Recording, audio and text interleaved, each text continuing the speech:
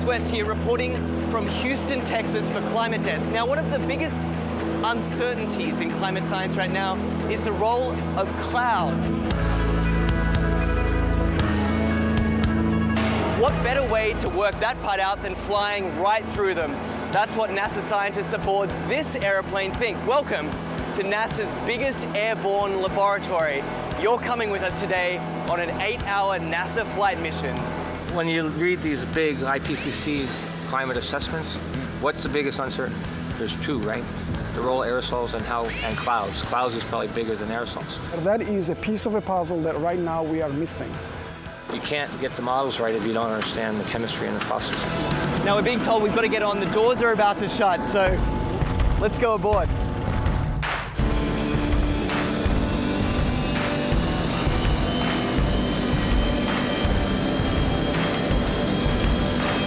Every time you turn on the weather, every time you hear a climate change prediction, that information has to come from somewhere. And it starts by getting sucked out of the air from planes like this.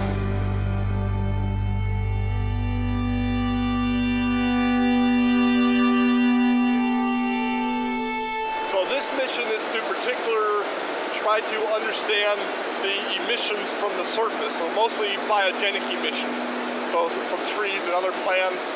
Right now we're flying to our very first part of this experiment on the DC-8. Over Arkansas, there's a particularly pungent bouquet of emissions that scientists are interested in measuring. Well, these emissions lead to both aerosols and to molecules that both destroy and create ozone. So these are very important things to understand for climate studies.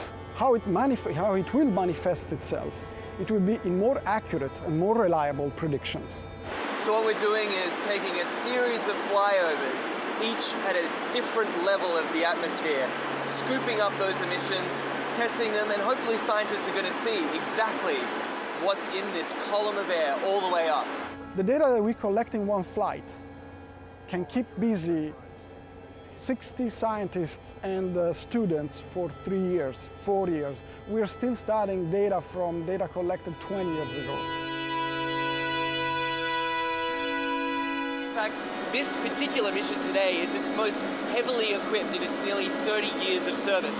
Each one of these consoles here is a specially equipped scientific instrument designed to collect all sorts of different data in real time. And this instrument here tracks the sun. We're looking at mist chambers. They're used to strip soluble gases. This black line is the CO2. It's about 390 ppm right now. We're putting these filters in the bags that we've got the aerosols that we trapped out of a certain amount of air. And so we're sampling up here about 150 liters a minute. That ultimately flows back into the operational models. It flows back into what goes on TV every day. Anyway, I got to get this sample going. Yes, you do it. It's a busy man at work. We can't let him rest. Well, get this. We've just spent 2 hours crisscrossing this one cloud formation. In, back out again, back in again. Then they grow, and we track them as long as we can, and then we let it go. Even one cloud can hold a host of answers to the mysteries of climate change. The patterns of, where the clouds are, what type of clouds we see, what kind of weather systems they're associated with it, that'll all be shifting in a shifting climate, in a world with climate change. Then the big spark is this, is when we actually get the meat on the grill. And then it will be some time to process it.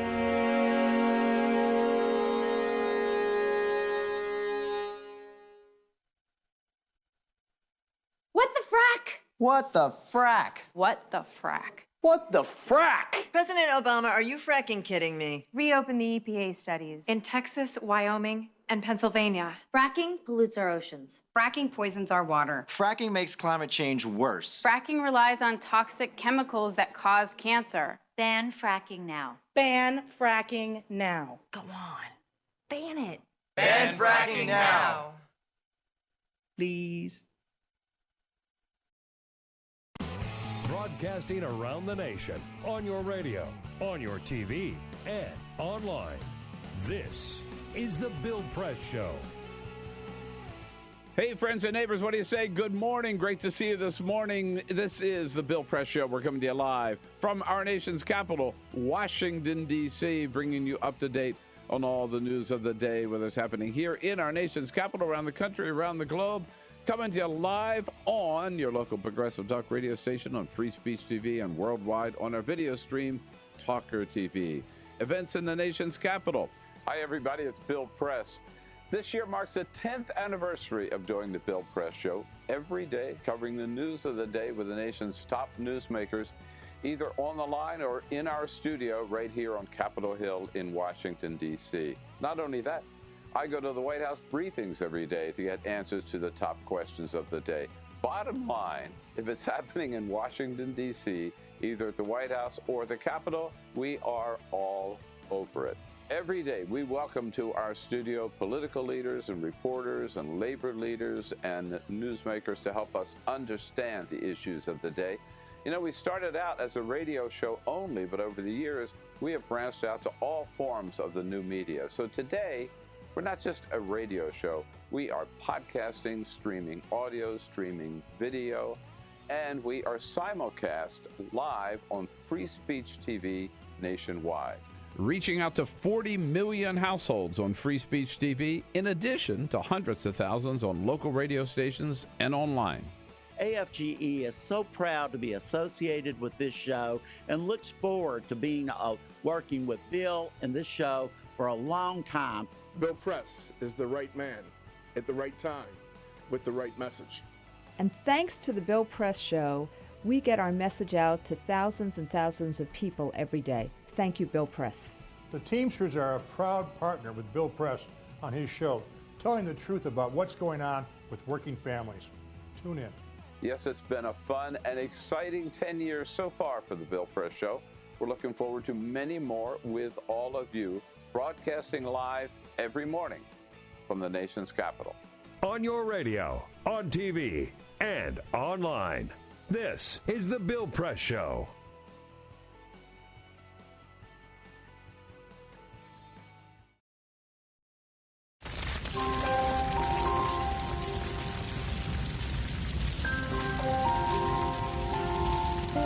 A single ember that escapes from a wildfire can travel more than a mile. That single ember can ignite and destroy your home or even your community. You can't control where that ember will land, only what happens when it does. Get Fire Adapted now at fireadapted.org.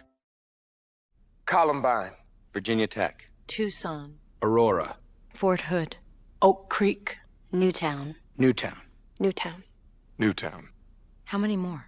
How many more? How many more colleges? How many more classrooms? How many more movie theaters? How many more houses of faith? How many more shopping malls? How many more street corners? How many more? How many more? Enough. Enough. Enough. Enough. Demand a plan. Right now. As a mom. As a dad. As a friend. As a husband. As a wife. As an American. As an American. As an American. As a human being. For the children of Sandy Hook. Demand a plan. No more lists of names. It's not too soon. It's too late. Now is the time. Before we all know someone who loved someone on that list. No more lists. No more. Who they might have been. No more. If we had just done something yesterday. It's time. We can do better than this. We can do better than this. It's time. It's time. It's time for our leaders to act. Demand a plan. Right now. Right now. You! Demand it! Enough. Enough. Enough. Enough.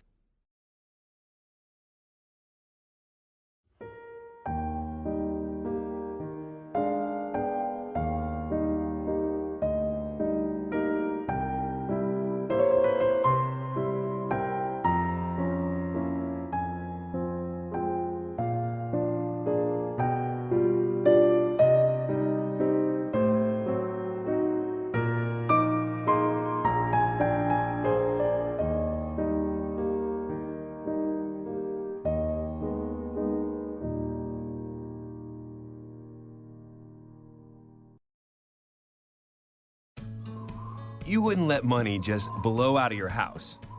So when your AC or heater is on, make sure the doors, windows, and fireplace flue are shut tight. If you're headed out, turn down the AC or lower the heat by 10 degrees. And always keep your water heater set at 120. A little bit of common sense goes a long way. Get more great tips at energysaver.gov. So, I'm kind of new here, but I've noticed a trend. My human does this funny thing where she goes around and gets all my toys, and then she hides them in that basket by the door. You know, but it's always the same basket, and it's always in the same place. And then she acts so surprised when I find them, but, you know, she's putting them in the same basket. Again. It's like, hello, that's where you put it last time. You were the worst at hide and go seek. This is the Bill Press Show. Trump going after Carson. Big time. And it's huge. Huge. These attacks. Huge. Huge. Good morning. Welcome to the Bill Press Show for this Friday, November 13th, 2015. I'm Igor Volsky of ThinkProgress, here for Bill on this, Friday the 13th. Yeah, oh, wow. Yeah. Friday, anything can happen. Are you one of these people who worries about such things? A little What's bit. it called? Triskaidekaphobia? A little bit. I'm a little scared about, doing too much travel, maybe flying, maybe driving long distances. I wouldn't do it. I kind of like to stay put. Even taking the Uber from my house this morning here. That's too much? I didn't think it was risky, but I thought, okay. That's too much? We'll see and, as I came out, the Uber driver sped by my house so quickly, missing it, that I thought, spooky! Whoa, I'm on like, Friday what? the 13th of all days. How are we starting this day? How is this day going to go? What's going to happen today? So, but I've lived through a lot of these Friday the 13th. Nothing has happened that I know of that was catastrophic, so I feel like we'll be okay, but I think we'll be fine. I don't worry about it. It's just a day on the calendar. You don't worry. You have no superstitions. I do have some superstitions, but I just don't worry about the Friday the 13th thing. I don't write in red ink. I refuse to write in red ink. That's really? my superstition. Yeah, that's one of them. Why? What is that about? I don't like it. Just red? It makes me feel horrible. Yeah, I hate writing in red ink. But blue, black, you're fine. Blue, I'm iffy on. What about green? Wow. Green, I'll mess with green. Yeah, why not? Red ink though, can't do it, man. So if I go to a restaurant and they hand me the bill or whatever, and it's got a red pen. This is why I always carry. Shout out to Uniball. I always carry a Uniball with me. You bring it from home. I bring it from home. But wait, as you know. When did this start? What happened? What happened in your childhood? As long as I can remember, I don't know. You just never. I like freak out if I start writing. Is it because it's blood? It makes you think of blood. Nah, it doesn't bother me. The blood doesn't bother me. If I start writing and it's a red ink pen, I'll drop it. I freak out. I hate it. Really? Yeah. Wow. But I'm not superstitious. I don't like it. Yeah, that's normal. You just drop it. You just. Ray thinks you have a fear of teachers. Well, yeah, that might be it. Oh, that's a good one. That might be it. Yeah. That might be it. All This right. might be my way of sticking it to the man from all those years that they gave me all that red ink on my papers. 866-55-PRESS is our number. We're also on Twitter at BP Show. I'm on Twitter at Igor Volsky. You're listening to us on the iHeartRadio app, the TuneIn app, your favorite progressive radio station, on YouTube at youtube.com/TawkrTV. And so we're everywhere. You can't escape us, really. And I'm here with the entire Bill Press team. Yeah. Peter Ogburn, who's afraid of red ink. Here we are. Jamie Benson running the board. Jamie, you got to give us a fear now if we're going around like this. I don't know. I'm not really scared of many things. He's very masculine. I don't know if you knew that. He's very manly. Well, what I'm hearing is a bad Tinder match. That's what I'm hearing. Bad Tinder match. That's a big. That'll do it. Yeah, Ray Rogers is screening your calls. So I'm sure she has some fears as well. She's not. She doesn't. No. She's fearless. No She has to face down our callers. You're on this side of the glass. There's no fears. Yeah. She has to face down talk radio callers. She has to be fearless. I understand. That was a job qualification. I'm sure. Yeah. And Cyprian Bolding, of course, running our video cameras, making sure you could all see us on Free Speech, on Talker, and everywhere else, wherever good TV is seen. Yes, sir. The Bill Press Show is. So we got past the debate on Tuesday on Fox Business, which I thought was fairly boring. It was a bad debate. It was a bad debate. It had some interesting policy, and I thought it was nice to hear the candidates talk about policy. But outside of that, I mean, I got halfway through it, and I thought, is this over yet? It is dry. It is not entertaining, and it is just full of rhetoric. It highlighted the problem. It had the exact opposite problem of the CNBC debate, right? Like they were saying, "Oh, they were such gotcha questions. They were attacking us." And what you do when you have a debate like the one that they did on Fox Business is you have no pushback, no follow-ups. You just let them talk about what they want to talk about. And honest to God, who wants to listen to a politician just speak without any pushback at all? And why do we have debates? We have debates for the follow-up. That's what you can't get on the campaign trail. What are we talking about here? The follow-up. If I want to hear a stump speech, if I want to hear what your canned response is to your economic policy, I can just tune into C-SPAN and watch it all. You as the moderator, you have to follow up, challenge the candidate. That's why I'm watching. For no other reason but for that. So please, please, please, this Saturday as we enter the Democratic debate in Iowa and all future debates, I think there's 2 more after this one, both in December to round out the year. Please follow up. One of the things, though, that surprised a lot of people in the Fox Business debate is that Donald Trump, after spending an entire week going after Ben Carson, who seems to be gaining some ground in the polls, stood back and did not attack the neurosurgeon. Yeah. Stood right next to him and didn't have anything negative to say about him. And yesterday morning he was on Morning Joe or on something, and another morning show. And was asked, would you let Ben Carson run one of your companies? And he said, yeah, sure, why not? Had this great affable attitude towards him. Oh, good. So maybe Trump is going to actually start being nicer to Ben Carson. That's interesting. This will be fun to watch. Yeah, I thought so too. And then last night, I was watching CNN. Aaron Burnett out front. And Donald Trump went after Ben Carson like I haven't heard any presidential candidate attack another contender. I mean, this was amazing. It was amazing to watch on CNN. Even for Trump. Even for Trump. It was amazing. It broke new ground. Definitely in presidential politics, but even for Trump. Now, we have a lot of clips here, and they're all worth getting through because the level of vitriol, the level of attack that Trump levels against his competitor is really remarkable. And if any other presidential candidate said a fifth of this or made an innuendo that's not even as direct as some of these remarks, our heads would be spinning. It would be headline news. It would be, how is this possible as you'd have think pieces written. Is American politics dying? Is civility dead? Do we need to restart the democratic process? But Trump can get away with it. Here he is on Aaron Burnett out front, making fun of this story that you now know well, that when Ben Carson was a young kid, he had a bad temper, and he used his knife multiple times, and thankfully he didn't cause too much damage. But here he is on CNN describing that kind of behavior that Ben Carson lived through in his childhood, and then said he found God and kind of repaired himself. Trump isn't buying it. Pathological is a very serious disease. And he said he's pathological. Somebody said he has pathological disease. Other people said he said in the book, and I haven't seen it, I know it's in the book, that he's got a pathological temper or temperament. No, it's not just that he's pathological. It's that he's pathological in a way that the very worst of society, the very kind, when you think of people you don't want to associate with, or people you don't want to live next to, or people you're very afraid of, you think of these people that Trump compares Ben Carson to. This is really shocking. I could say, they'd say you don't cure, as an example, child molester. You don't cure these people. You don't cure a child molester.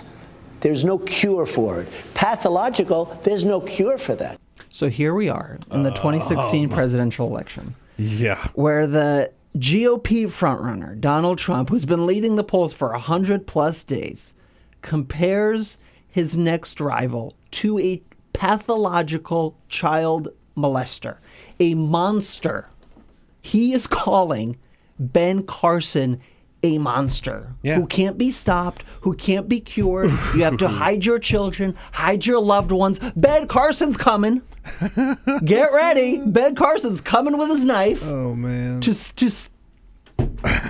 stab someone. Can you believe this? Yeah. And we all look at this, and rightfully so to some degree, we all look at this as entertainment, as great fun, as great theater. No, look, we're very sick people. We do kind of love this as a society, right? Like, this is what we want out of Donald Trump. I'm not talking about us and the fine people who listen to this show, but this is why Trump is number one, right? It's the reason that Howard Stern is number one. I want to see what he's going to say next, right? And Trump has to keep topping himself. And that's one of the problems that the people were pointing out is like, well, people are starting to get a little bored because they know what Trump is going to say. Well, he stepped it up. This is definitely an escalation. Here he is in Fort Dodge, Iowa, yesterday at a 95-minute rally, a wide-ranging rally where he lit into Ben Carson. He went through that story where Ben Carson almost stabbed someone but was stopped by the person's belt buckle. Donald Trump, in a Shakespearean theatrical performance, wasn't buying it. He took a knife and he went after a friend and he lunged. He lunged that knife into the stomach of his friends, but lo and behold, it hit the belt. It hit the belt, and the knife broke. Give me a break. Give me a break. Give me a break. I mean, it's masterful.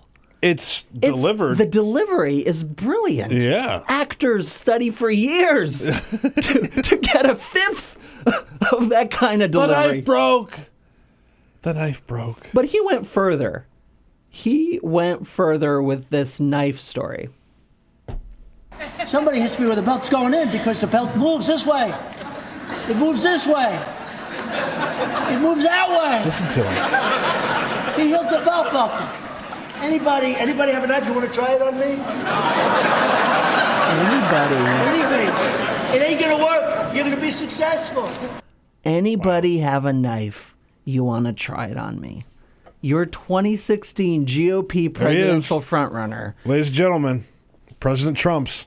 I mean, are we okay with this? Should we be okay with this? Should we laugh at this? Should we be entertained by it? Or does it point to a more serious problem in the election, in our democracy, in our media, in the way they cover this? 866-55-PRESS if you want to weigh in on that.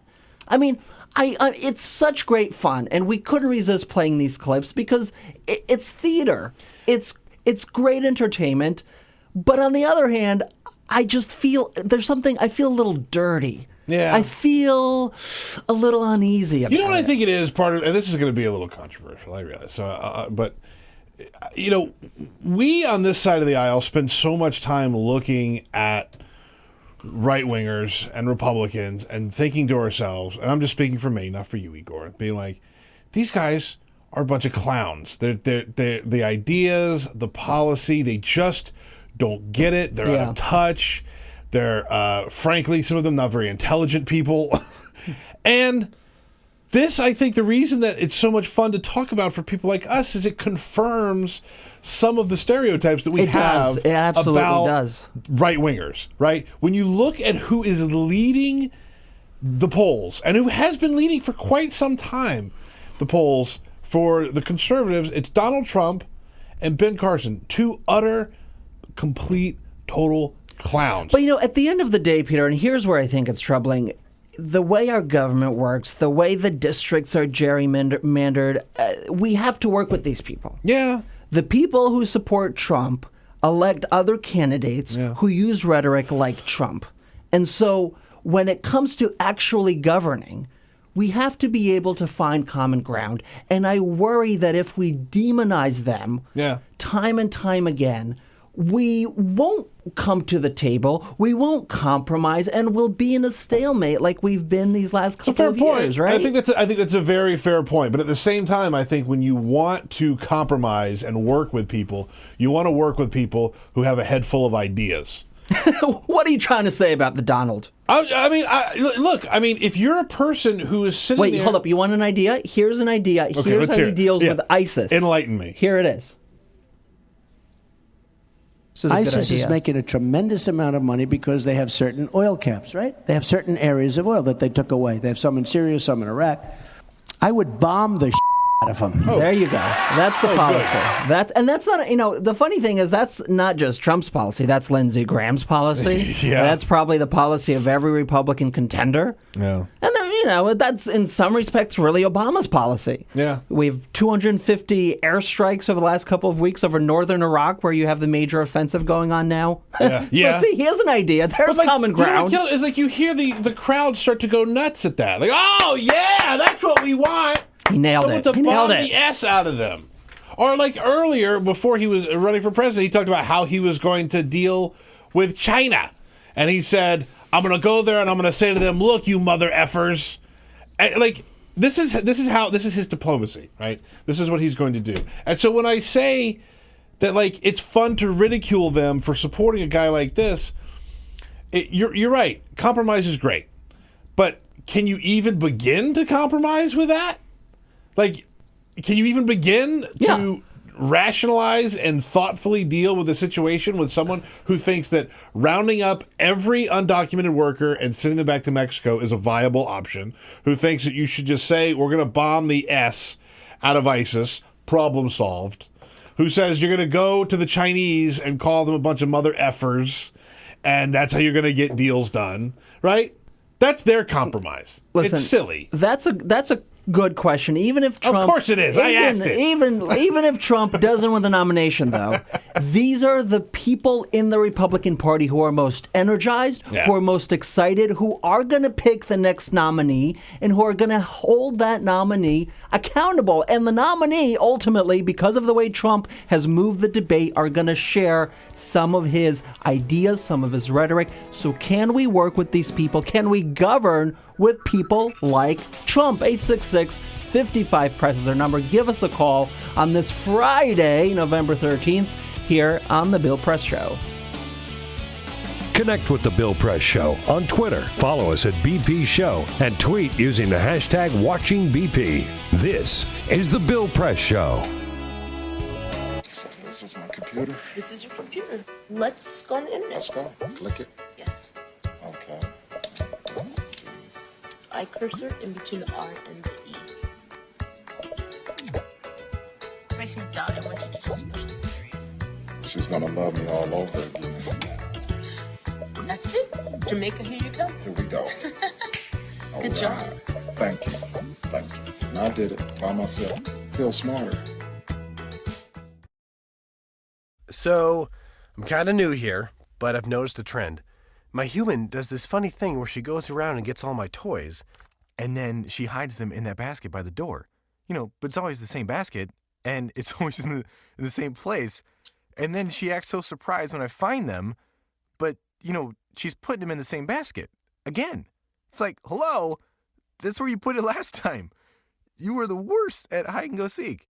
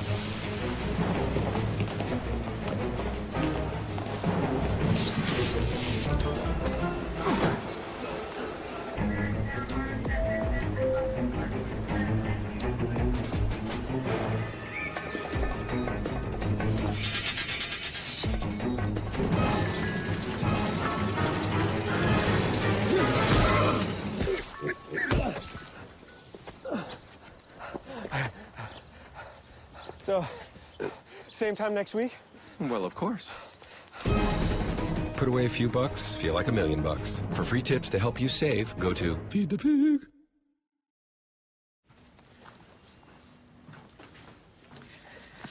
All right. I know this isn't any fun to talk about, but we should. Okay. So who's going to do what? I'll pack the dead batteries. Great. I'll only put what I don't need into a duffel bag. Perfect. That's totally unhelpful. No problem. Meanwhile, I will try to comfort everyone by speaking in a calm voice. And I'll try to get the generator going without any gas. Oh, let's not forget the cell phones, which probably won't work. Right. And who is going to handle supplies? I can forget to do a list for us. Thanks, pal. Well, I think we couldn't be any less prepared. I'm proud of you guys. Talk to your kids about who to call, where to meet, what to pack. Visit ready.gov/kids for tips and information. Hey, thanks for stopping by. You know, I followed your character since the first episode. I'm a big fan. Big fan. Thank you. And listen, your storyline, it makes for incredible TV drama. Thing is, your drug use is very adult content. Too adult for the kids. So I'm gonna have to block you. Oh, man. Yeah. Well, have a good one. You're a nice lady.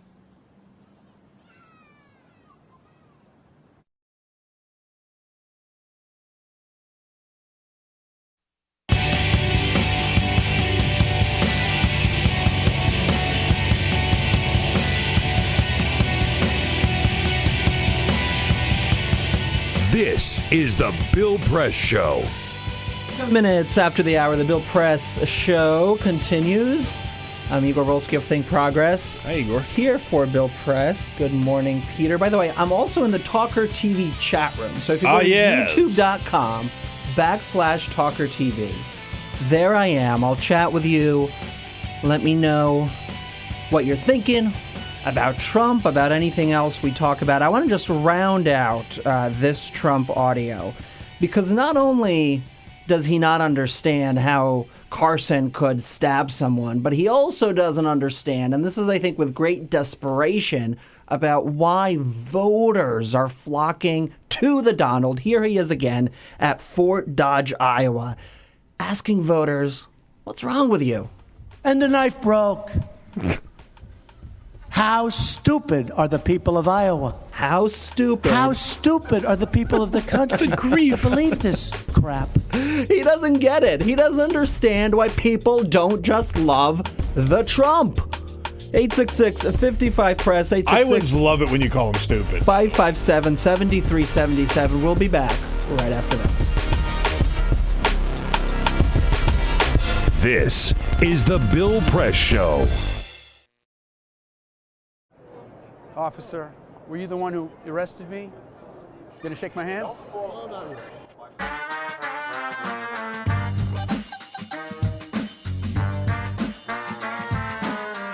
So I got invited to host a vigil called Carry the Names. And that's what they were doing, carrying the names of the people who were victims of deadly police force. Michael Brown, Eric Garner, that guy Gurley. I got a motion from Dragonfly from Stop Shopping Choir, and I started preaching. I preached up a storm as best I could, but about a minute and a half into my sermon, the place was flooded with police, Homeland Security, National Guard, state troopers, and I was pushed over and handcuffed so fast, down in the jail, down in the basement. Before you know it, I was out the door, put in prison overnight.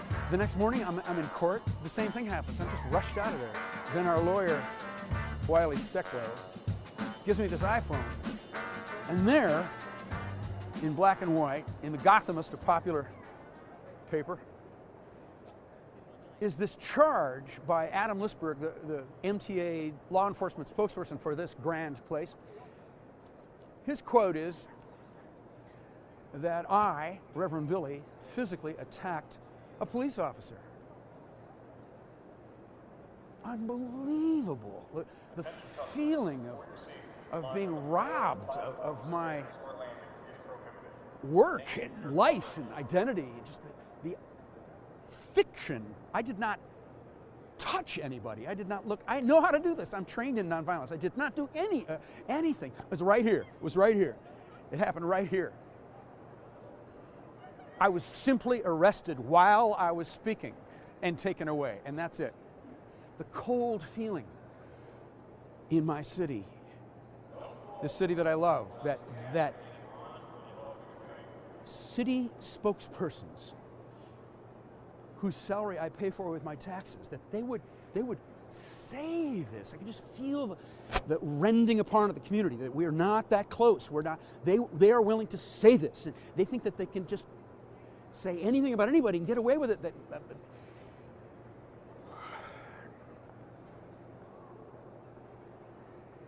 So we have something in the Church of Stop Shopping called radical forgiveness. Amen? Cops and bankers love their children. I forgive the police. We gotta love them too. Cops and bankers love their mothers. But I'll stay radical. Mothers love their brothers. We gotta love them too. But we'll wake up every morning forgiving each other, reaching out, touching, telling stories, having humor, being in a community together, sharing our children, sharing the streets, sharing the climate, being in the city together. But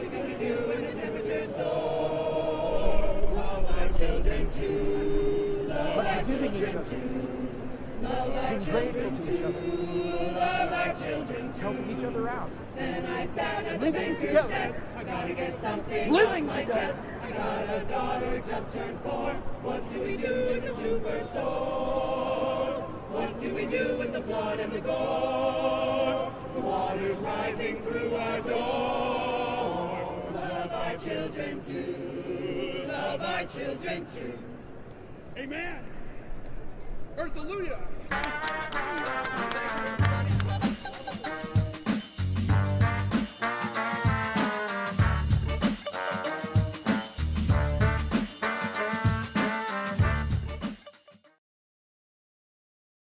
The average text takes your eyes off the road for nearly 5 seconds. At highway speeds, that's enough time to travel the length of a football field. Stop the texts, stop the wrecks.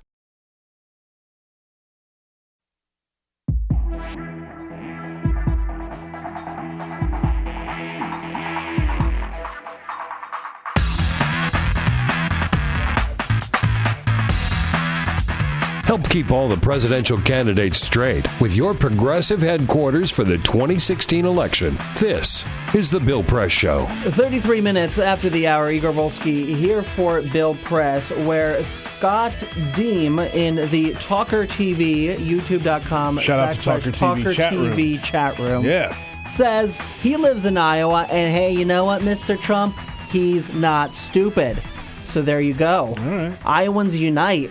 I mean, he says this enough, and he's said this before. Questioned Iowa voters. How smart are they? Are they dumb for supporting anyone but me? This is going to come back to bite him, I'll tell you that. Iowa or anywhere else, you call voters stupid. I mean, goodness, first of all, you're desperate. And second of all, you're asking for trouble. Yeah. In the Washington Post this morning, Peter, as we were getting up, they put up an article which is raising a lot of eyebrows, which is getting people to scratch their heads. Headline, time for GOP panic? Establishment worried Carson or Trump might win. The GOP nomination, that is. And if they do, Hillary or Bernie or O'Malley or whoever could then become president. Big money, according to this article, is still on the sidelines waiting for Carson or for Trump to self-destruct and to find somebody to give their money to support. They had a focus group to figure out how they're going to go after these guys, how they're going to bring them down. And according to this piece, there's no silver bullet. There's no easy way. There's nothing they can do except for wait and hope and pray that these guys don't get the nomination. I mean, yeah, but here's the problem with that, man. I know Bill said it 4 years ago when Mitt Romney was running around with Donald Trump, made a big appearance, right? Showed up with Donald Trump at one of his hotels to get the endorsement. He flew to there Donald Trump to go see Trump, Go on TV, And get that big Trump endorsement. And Bill said, and I know a lot of other people said at the time, when you get into bed with snakes, don't be surprised when you get bit. Yeah. Because they've courted this whole Tea Party far extremist wing of the Republican Party for a long, long time. Right? Yeah, and so don't be surprised when you have a Trump, a Carson, a Cruz, who are all in contention, and more than just in contention. They're all like in the top 4, right? 3 of the top 4 are all far right wingers. And so when you don't shoot them down and you don't say, hey guys, we're trying to run a serious party here, we're trying to run a serious campaign, can you guys just go get out of here for a little while while we try and get our party together? When you try and let them run the party for so long, this is what happens. So screw you and trying to say, oh, well, what are we going to do now? Look at how we could never have seen this coming. Everybody else did.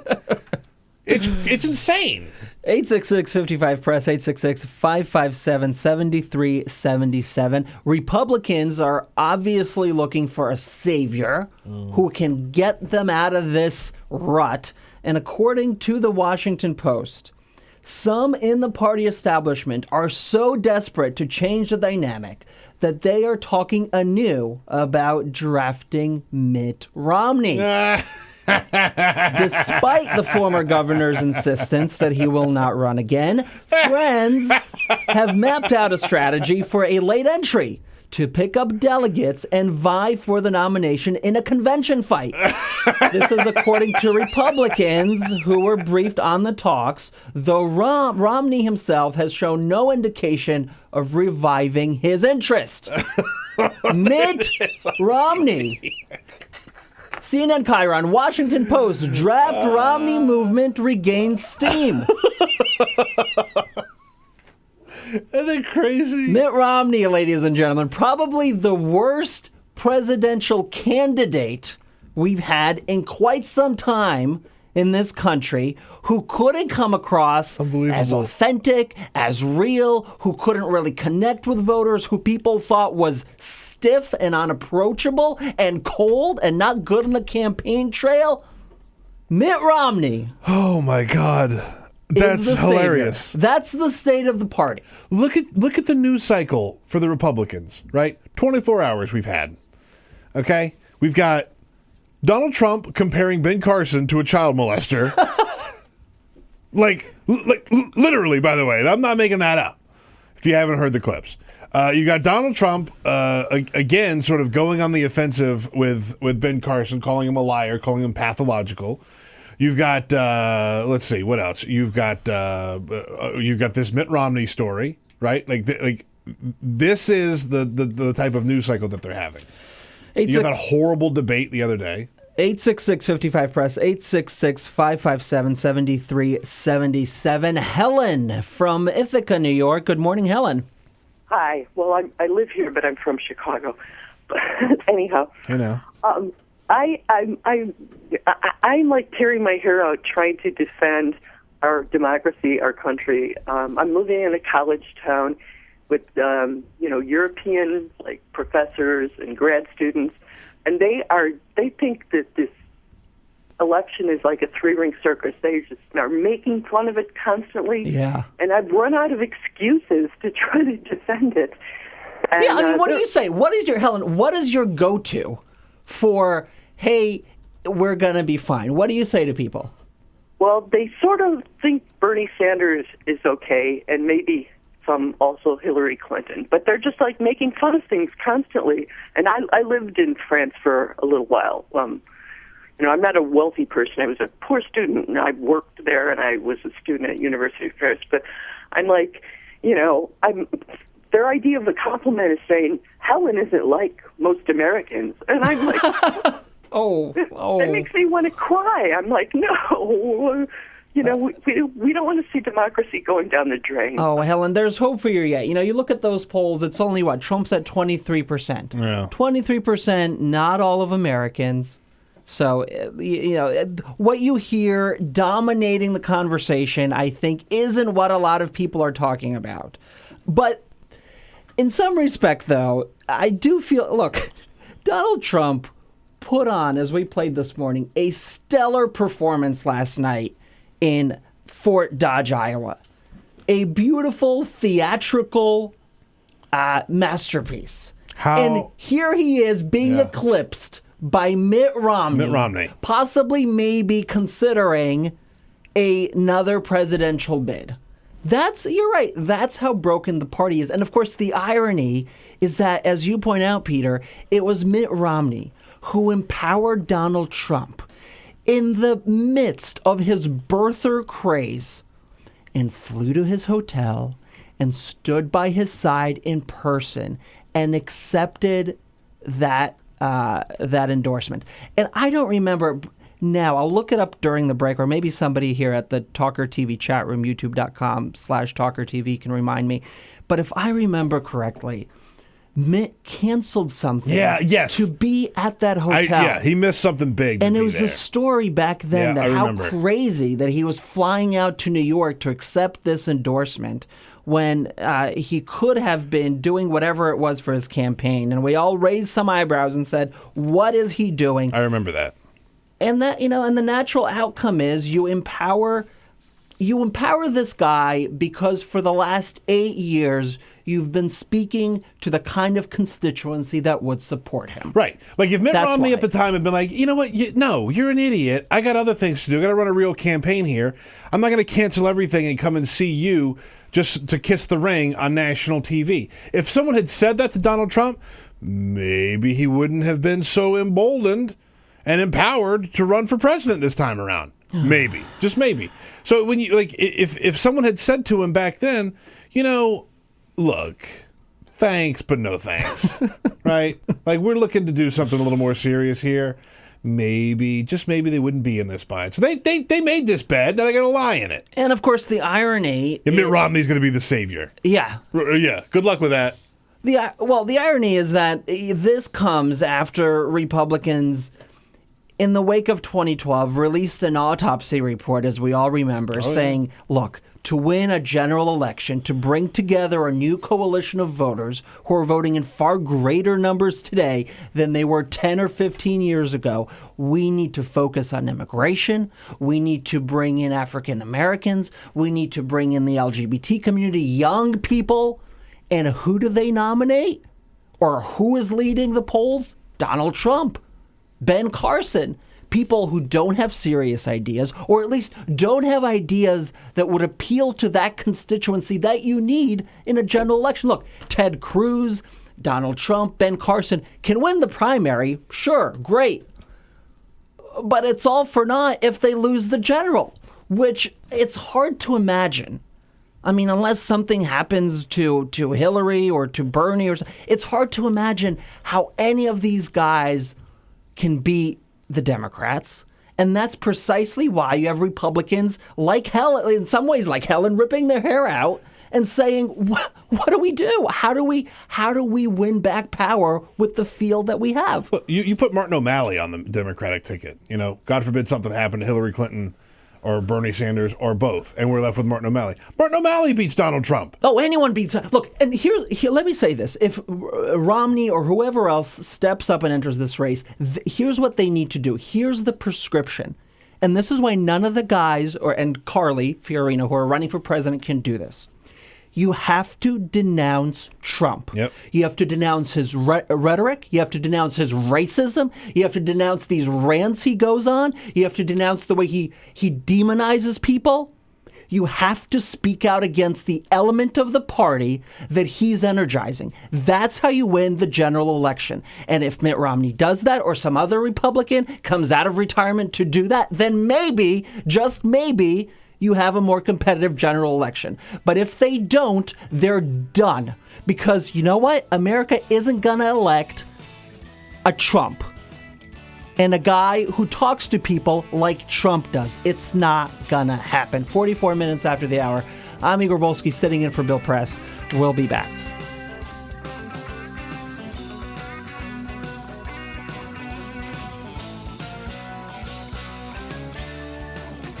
Get social with Bill Press. Like us at facebook.com/Bill Press Show. This is the Bill Press Show.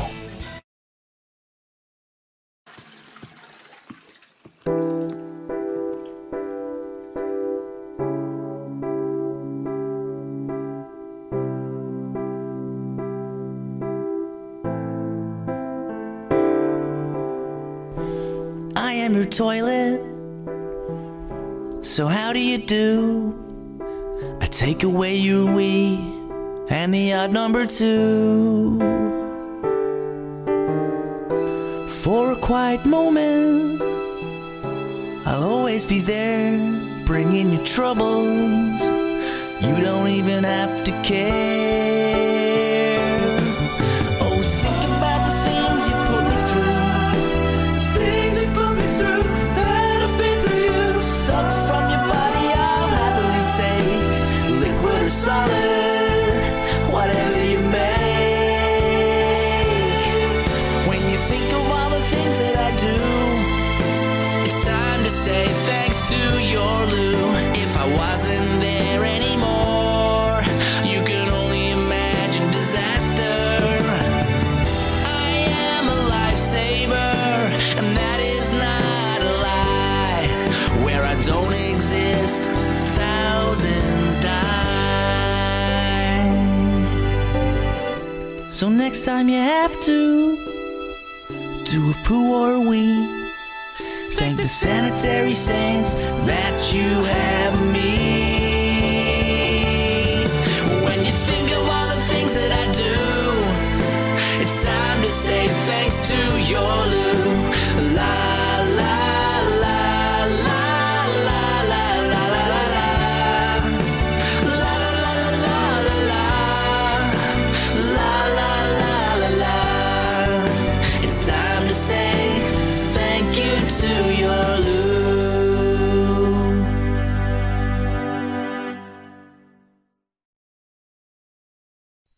It's on us to stop sexual assault. To get in the way before it happens. To get a friend home safe. And to not blame the victim. It's on us. To look out for each other. To not look the other way. It's on us to stand up. To step in. To take responsibility. It's on us, all of us, to stop sexual assault. Learn how and take the pledge at itsonus.org. The average text takes your eyes off the road for nearly 5 seconds. At highway speeds, that's enough time to travel the length of a football field. Stop the texts, stop the wrecks.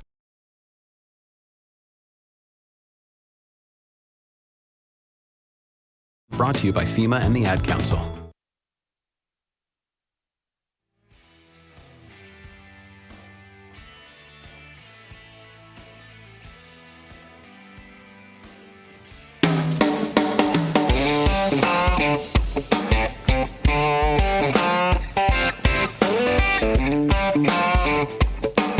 Streaming live video right now at youtube.com/TawkrTV. That's TAWKR-TV. This is The Bill Press Show. All right, 48 minutes after the hour. Igor Volsky here for Bill Press on this Friday, November 13th, 2015.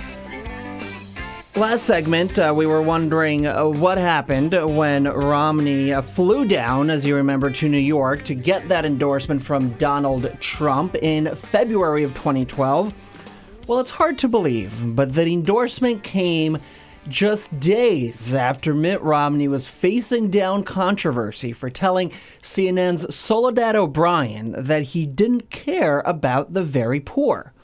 Hard to imagine now that the way to recover from that statement is to fly to see somebody who's in the 0.00001% of Americans and get his endorsement. But indeed, that's what happened. And we wonder, why didn't Romney win? Or who's the savior?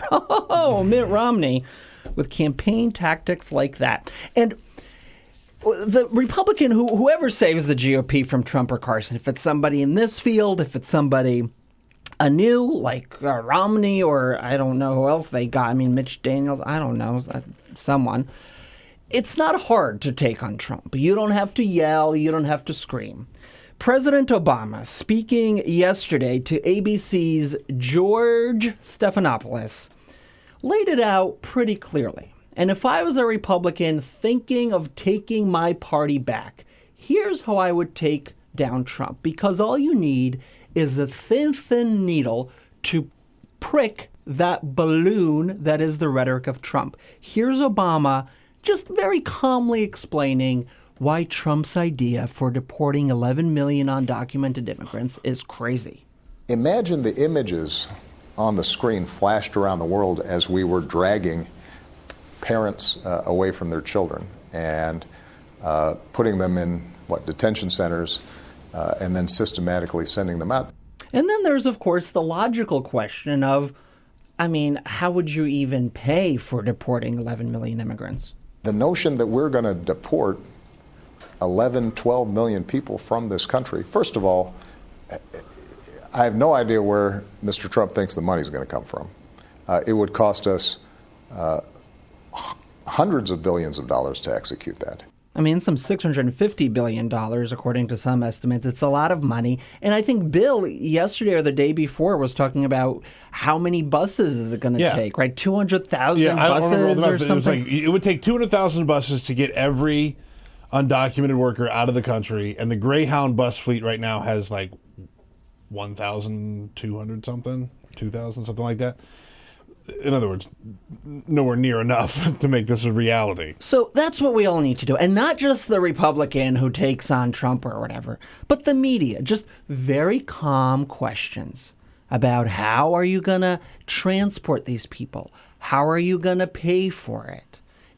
Do that, contextualize it in that way that Bill did. There's 2,000 Greyhound buses, let's say. Let's say there's 10,000 buses in America that different companies have. You need 200,000 buses to get the people out of the country. Yeah. How are you going to do that? How are you going to identify who they are? How are you going to work these deportation squads or whatever Trump wants to call the people who are going to find undocumented immigrants, pull them out of their houses, board them onto one of these buses, and take them across the border, I guess? How are you going to do that in an age where everyone has one of these? A phone that has a camera, that can post videos, that go viral, that's going to completely change the conversation in this country about immigration and how we treat immigrants. Or what are you going to do about not being able to eat fruit or drink wine or eat your salad, stay at find accommodations somewhere? Yeah. Because immigrants are the backbone of a lot of American industries, and you're going to rip those industries apart. Just a very calm, very reasoned. That's all you need. That's the debate you want to have with Trump. Yeah. Not tell us about your bankruptcies for the 50th time. What did you do? Are you a bad businessman? No. Just ask him, Mr. Trump, in what way will you transport 11 million undocumented immigrants from the country? By bus, by plane, by train, by Trumpmobile? How are you going to do it? Just very calmly, the way Obama does. How are you going to do it? Details. This guy can't do details. You bring the guy down with details. 54 minutes. I'm Igor Volsky, back after this. Your progressive headquarters for the 2016 election. This is The Bill Press Show.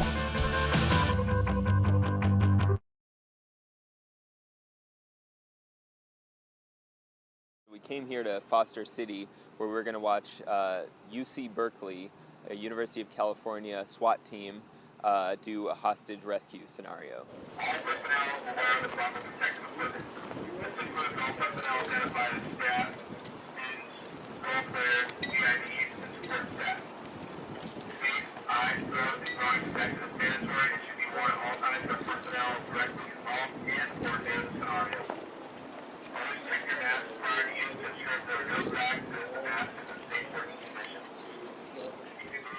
Should I put the water in there now? Yeah, go ahead. This is like some kind of chemical agent? Yeah.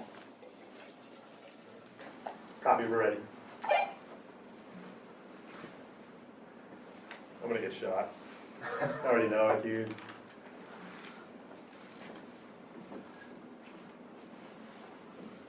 Fiend's yelling at me. Help me. Show your hands.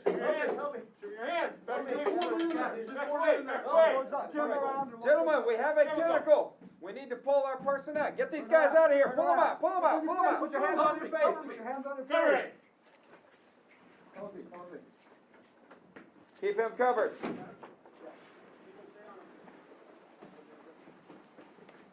Your head up. He's got a shotgun back there. That's all right. Keep his hands up where we can. This way. Hands on your face.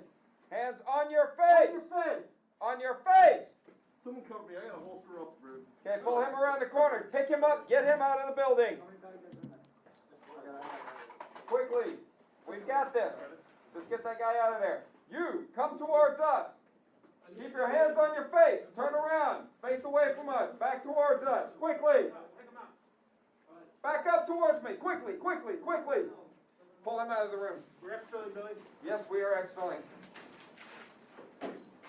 It was actually around 92, 94. There was an attack on the chancellor at his residence, which is on campus. And we realized at the time that we didn't have any resources to deal with that kind of threat when it took place. So, and I think about 15 years before, they had some kind of semblance of a SWAT team. So they regenerated the idea of activating a SWAT team. And then since then, you guys have kind of branched out to doing what kind of stuff? Well, since then, we train for everything. We train for every eventuality, barricaded subjects. Like I said, most of what we do is high-risk warrants.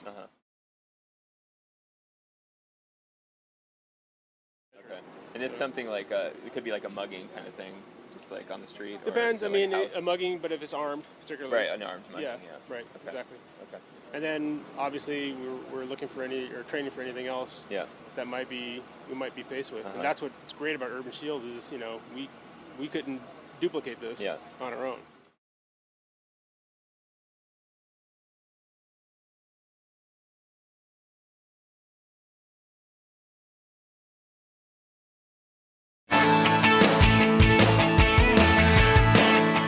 This is the Bill Press Show. 57 minutes after the hour of the Bill Press Show for this Friday, November 13th, 2015.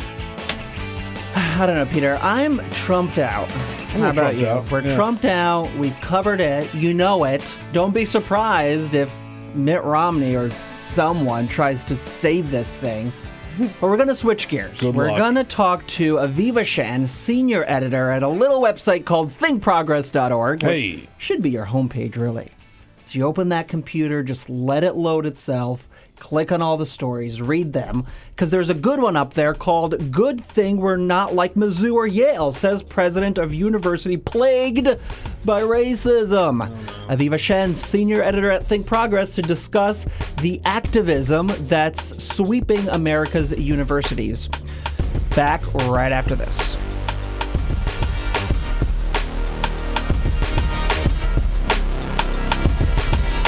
This is the Bill Press Show.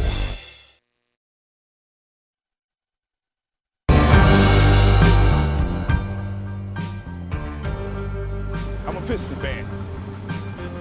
Their slogan was, "We come to work." That's what Detroit about. That's why they used it. It's a team thing. They won 2 championships, a team. There was no star. No mayor can come in here and be a star. It's a team thing. No governors can come here and think you can do it by yourself. It's a team thing. You got communities. They got ideas, too. The only thing wrong with Detroit, people have lost hope here. Residents, city workers, so much corruption. They lose hope. But I grew up here. I love this city. I think it can come back.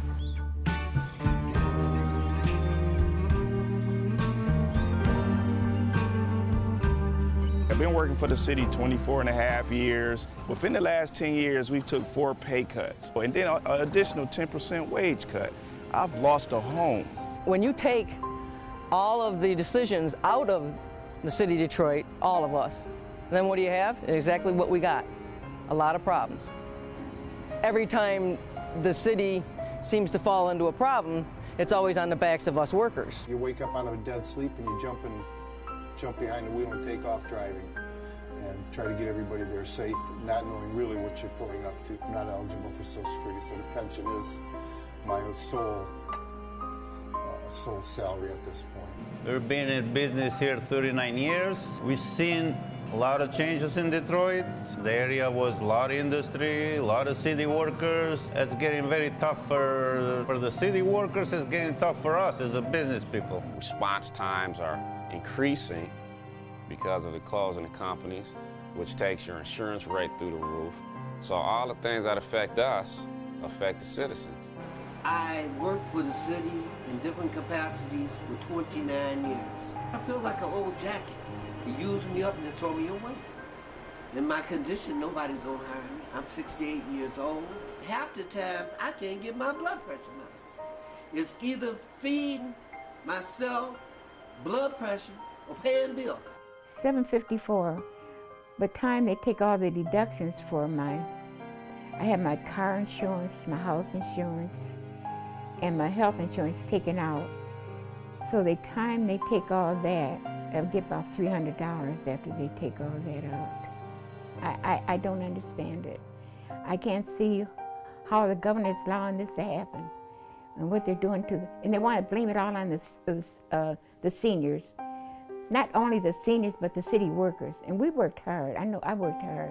I've been in Detroit since 1946. I was 14 years old when I came in. I don't live large at all. I wish I could. I don't know when the last time I've been shopping. I only get $1,100, and I'm 81 years old, and I need every penny that I can get and that I do get. And I'm very, very upset about the idea of them taking away my pensions that I worked 30 years for. I think it's terrible that they talk about Detroit like they do, because Detroit has been very good to me. I have a lot of city workers coming in with their uniforms on, Detroit Water Department, Police Department, Fire Department. I get a lot of people, the Border Patrol come in. So if I lose that customer base, I'm going to be in a position where I might have to close down. If they take away their pensions, if they start cutting jobs, it's going to cut into a large percentage of not only our business, but other businesses that are in the city of Detroit. We're here. We've been here for 26 years. We're still trying to do business in the city. Detroiters are survivors. They tough, they adapt, but only can do so much when your politicians ahead of you and we're not on the same team. We're not gonna let Detroit be erased, bulldozed, or whatever. We're gonna fight to the bitter end. Detroit gonna survive.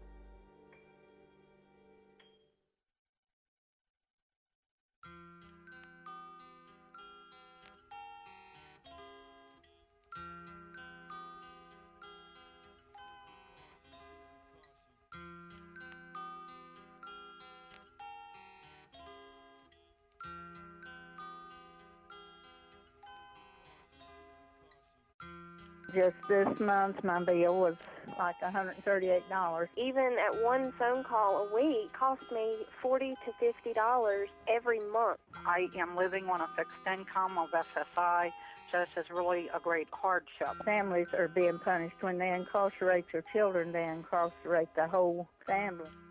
In 2011, the Media Action Grassroots Network, Working Narratives, and Prison Legal News founded the Campaign for Prison Phone Justice, an effort to call on the FCC to address the cost of interstate phone calls.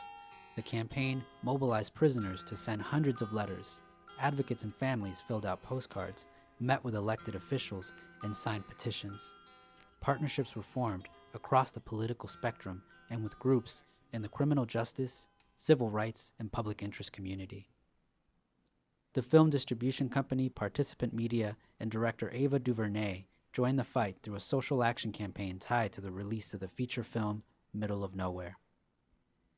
In an effort to push the FCC to act, the campaign hosted a historic rally outside of the Federal Communications Commission where for the first time, families of prisoners, elected officials, civil rights and faith leaders came together to call for an end to predatory phone rates. We're all held captive when predatory phone companies gouge our families. My son has been incarcerated now for over 10 years, and my husband estimates that in the time we spent over $25,000 on prison phone calls.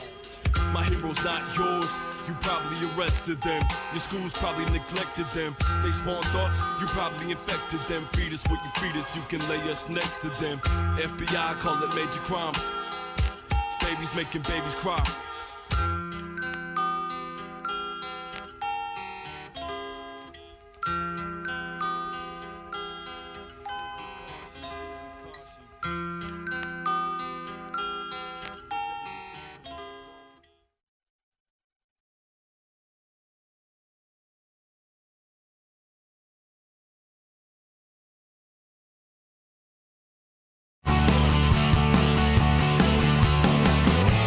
broadcasting around the nation, on your radio, on your TV, and online.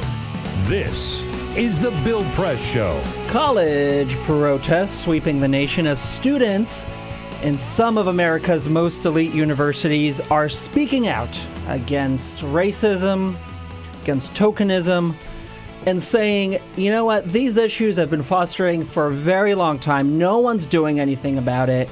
And inspired by the Black Lives Matter movement, they are seeking change. Good morning. Welcome to the Bill Press Show, Hour 2 for this Friday, November 13th, 2015.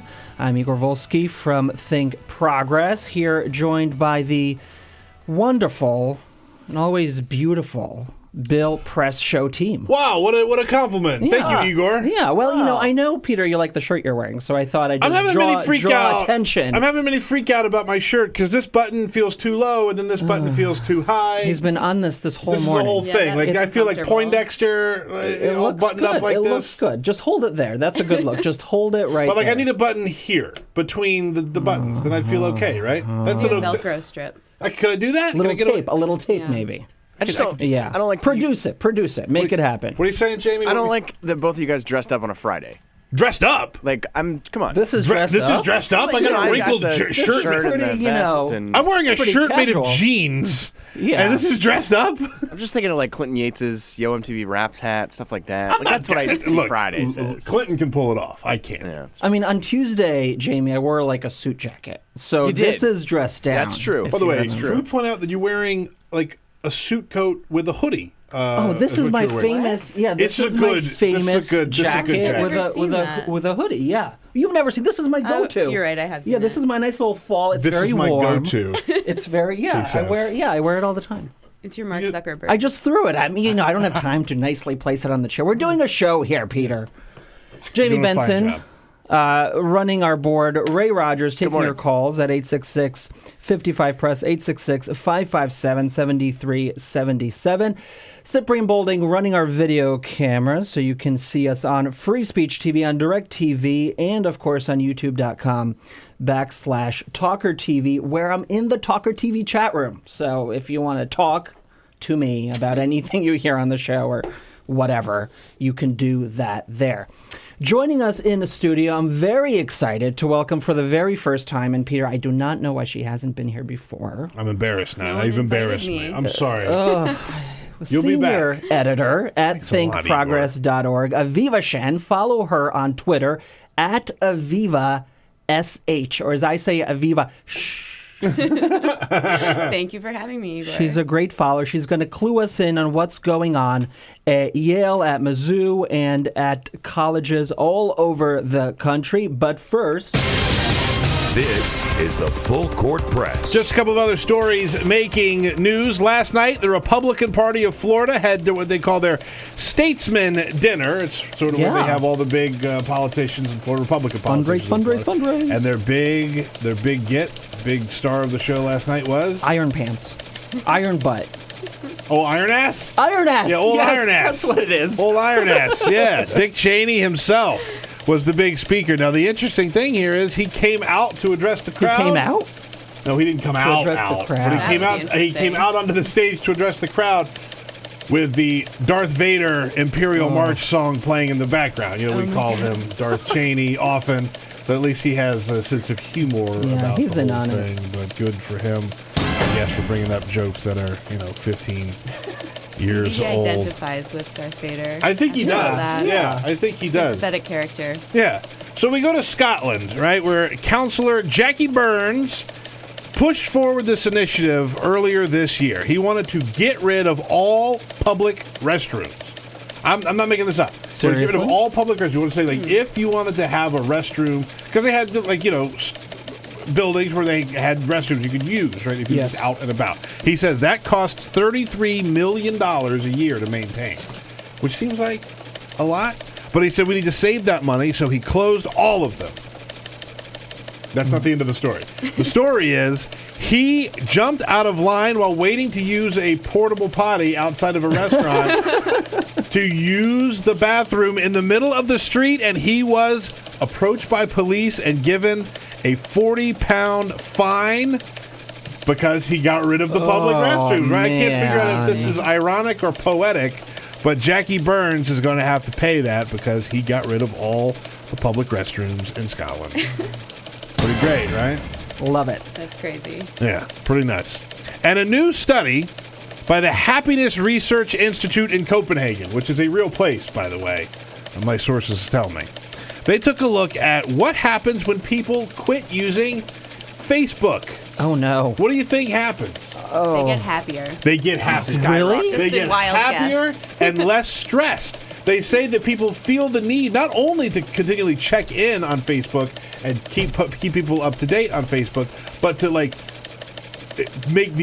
give the appearance that your life is great, even if it's not. It gives people a lot of stress. You can't actually air out real problems that you're having sometimes. But some I don't people use do. Facebook like that. I know use you Facebook. don't, and I don't because Yeah. we're civilized human beings. But Thank not you. everybody does. The So- teens.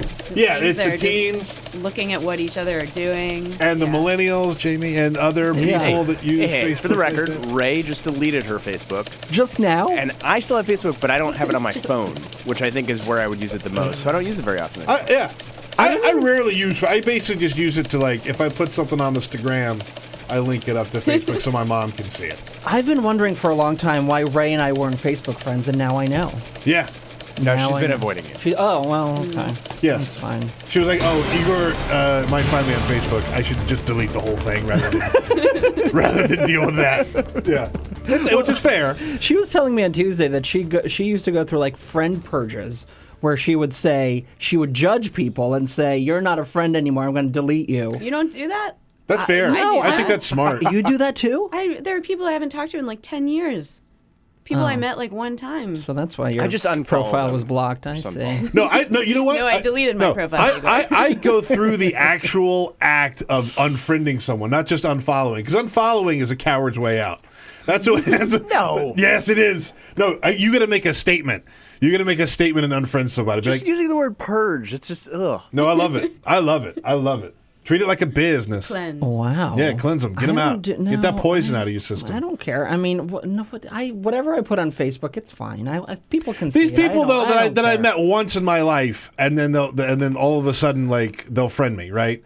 And we've got 30 mutual friends, and it's I don't know. I'm not. Well, your now friend. now at ThinkProgress, we have these public pages we're trying to make yeah. happen. I'm not doing mean, anything it's with mine so kind far. of a every Are you gonna post do we one? write, it's attached to a public page, and so then No, once don't it's do put that. on Facebook, Nah, you don't wanna do people that. can go to Done your it. public It's already page. That's done. annoying. Really? Now you gonna do Yeah. that? So 2 pages we It's a got lot to though, isn't maintain. it? You don't feel like you're bombarding people with that?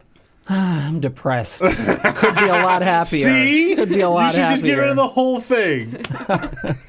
Good thing we're not like Missouri, Yale says president of university plagued What a segue.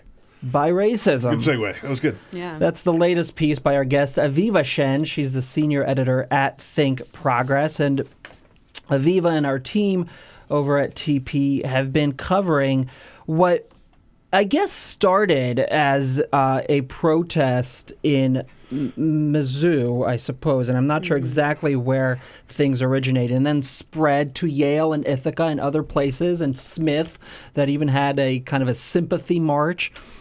What's behind all of this? What's driving some of the discontent we're seeing, Aviva?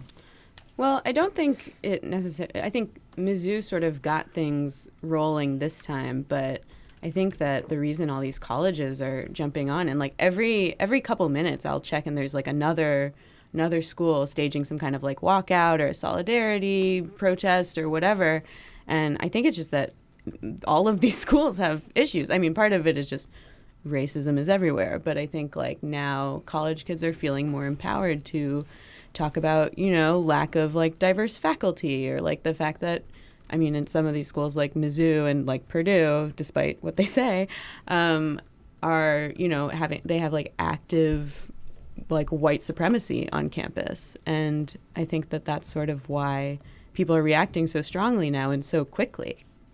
What's remarkable to me is I think after the Iraq War, or even during the Iraq War, it was very hard to get students politically active. You didn't see any great student movements. You didn't see any kind of protests like this or great pushes for social change.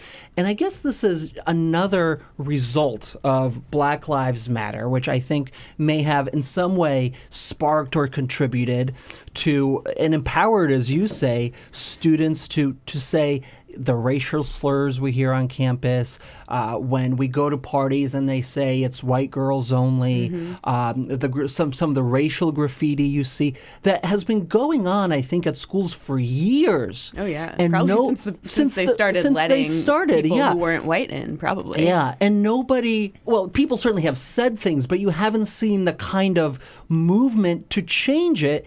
It's remarkable, especially for activists, that you speak out, you organize a protest, you get media attention. It's not just about your cause in Ferguson or wherever else.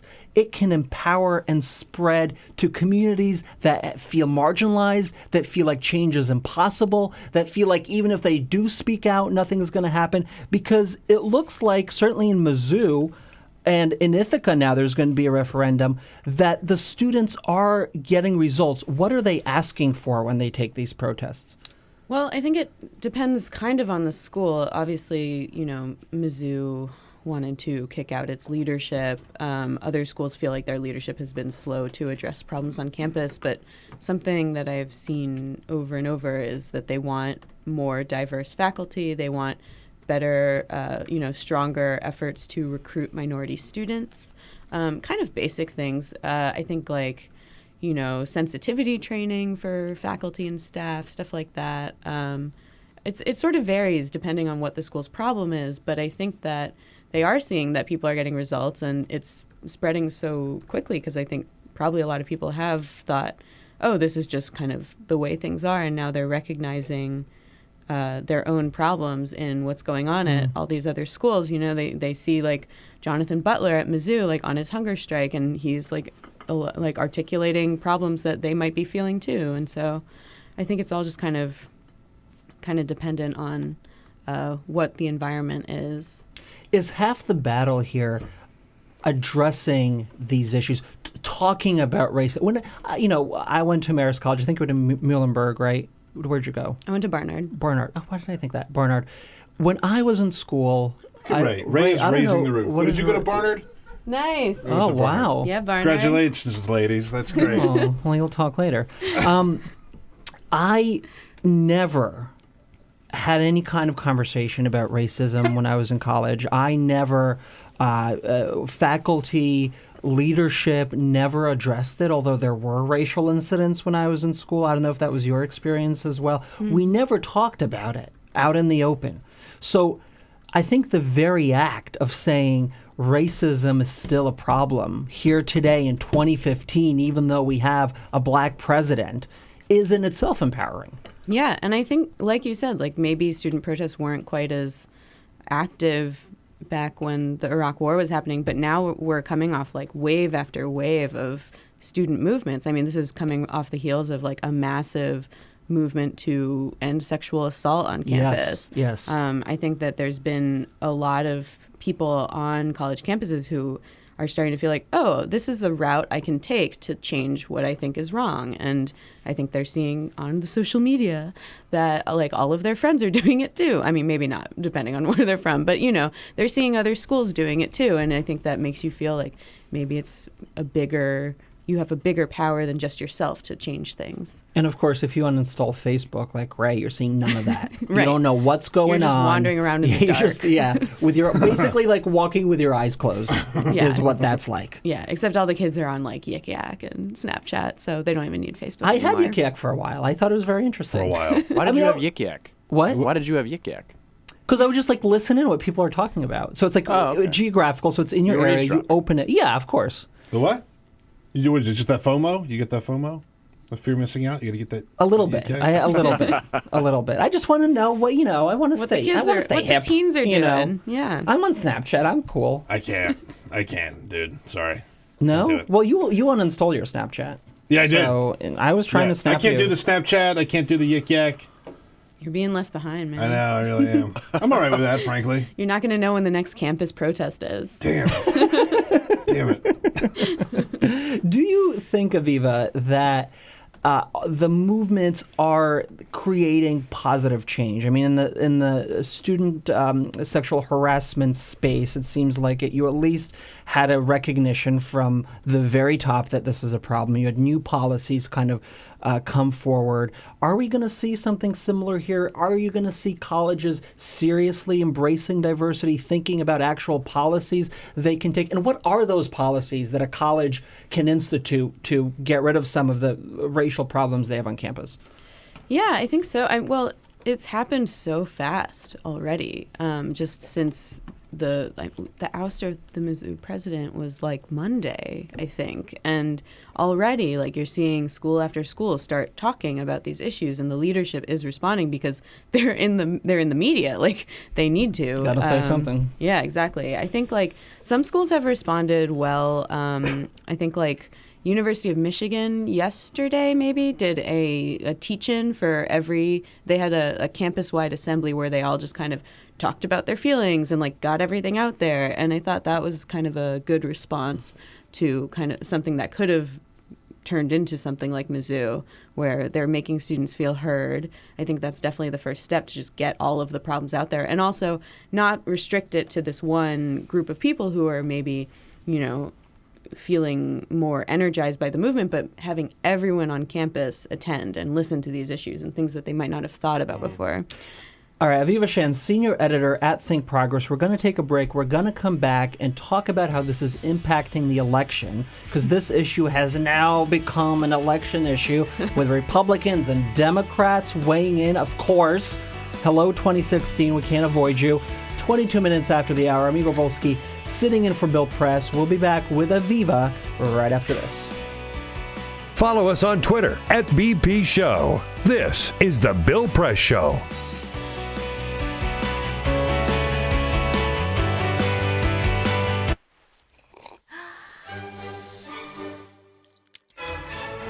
When I started learning about nutrition, about which, by the way, much less is known than you might think, I learned that what mattered most about one's health was not necessarily the nutrients, good or bad, that you were consuming or staying away from, or even the calorie counts. But what predicted a healthy diet more than anything else is the fact that it was being cooked by a human being and not a corporation.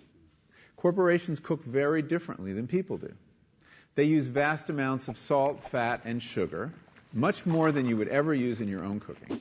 And the reason they do that is those are three incredibly attractive and incredibly cheap ingredients. And when they're layered properly, as in a chip or pastries and forms of junk food, they're incredibly addictive.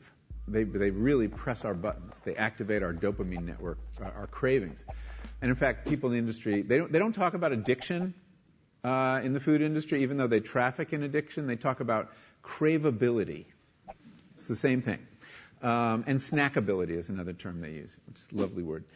And then the last point about corporate cooking that's important to understand is they cook different stuff than you do at home. What they're good at, in general, they don't cook that well, but things like chips, they cook incredibly well. And here's a classic food that if you make it yourself, if you've ever made French fries, you have to wash the potatoes, you have to peel the potatoes, you have to slice the potatoes, you have to fry them in a lot of oil, you have to spatter your entire stovetop, you have to clean up, and then you have this pot of oil you have to get rid of. I mean, it's really difficult, and it's a pain. They're wonderful, but it's a pain. And if you make them yourself, you'll only eat them every 6 weeks, 2 months, because it's too much work. But when you let corporations cook for you, it's so simple and so inexpensive, and they're really good, that you will have them twice a day, as many people in America do. So you see the kinds of foods you end up with are these labor-intensive foods and desserts. These special occasion foods become everyday foods when we let industry cook for us. Eat anything you want, just cook it yourself.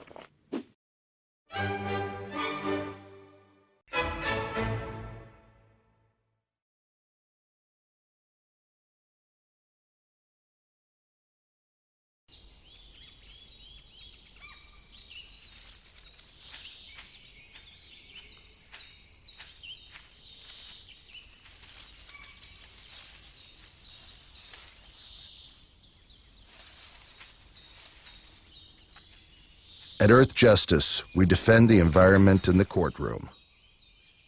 Join our fight. When you take a seat, you take a stand. Earth Justice, because the Earth needs a good lawyer. You wouldn't let money just blow out of your house. So when your AC or heater is on, make sure the doors, windows, and fireplace flue are shut tight. If you're headed out, turn down the AC or lower the heat by 10 degrees. And always keep your water heater set at 120. A little bit of common sense goes a long way. Get more great tips at energysaver.gov. So, I'm kind of new here, but I've noticed a trend. My human does this funny thing where she goes around and gets all my toys, and then she hides them in that basket by the door. You know, but it's always the same basket, and it's always in the same place. And then she acts so surprised when I find them, but, you know, she's putting them in the same basket. Again. It's like, hello? That's where you put it last time. You were the worst at hide and go seek.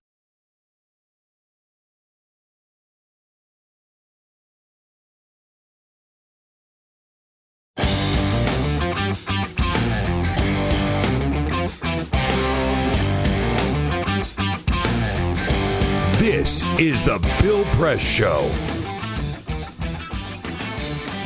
You're on. Oh, 27 minutes after there. I thought we were coming back with Donald Trump. Donald Trump. Let me introduce it. Let me introduce it. I'll have to do my Donald Trump impression. Listen, Aviva, let me ask you this. We're short on time, so the answer has to be short here. Okay. Just like Donald, pithy. This issue is taken up by Donald Trump, who said it's crazy that people are resigning. Bernie and Hillary are tweeting support. Does this hurt the movement that it's now become this politicized, you think? No, I don't think so at all. I mean, first of all, they're still in the stages where they want attention, you know? And so the fact that presidential candidates have to be weighing in on these issues is kind of incredible. And I mean, what more kind of success? It elevates it, you're saying? Yeah, like what, like people who are not in college, who are not on Twitter, who don't necessarily know what's going on, are going to have another avenue through which who ended their Facebook accounts. Yeah, right. Thank exactly. God Bernie's talking about it. Otherwise, how would Ray even know? Don't forget Chris on? Christie also. Chris Christie, yeah. All right, Aviva Shen, senior editor at ThinkProgress. Thank you very much. Thanks Aviva SH on Twitter. Give her a follow. She's a good follow. I'll be back with more on the Bill Press Show. This is the Bill Press Show.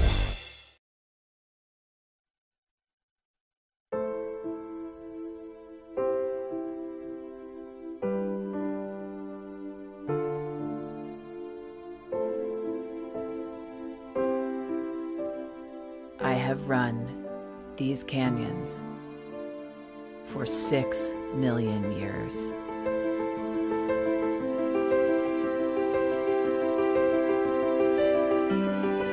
I have traveled from the Rocky Mountains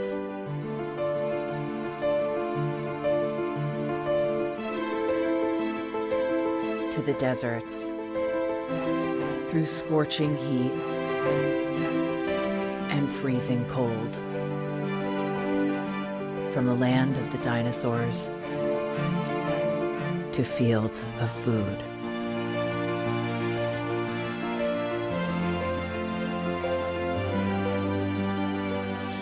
I lend my hand to 7 states, 2 countries, 9 national parks,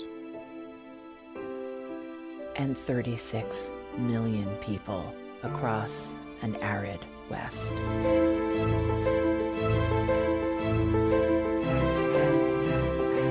I am not the strongest or the largest, but I am the hardest working.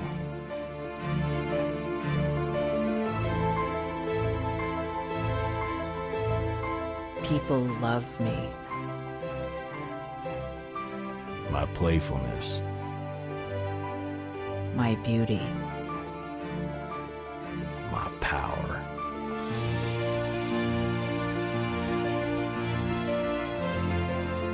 My life.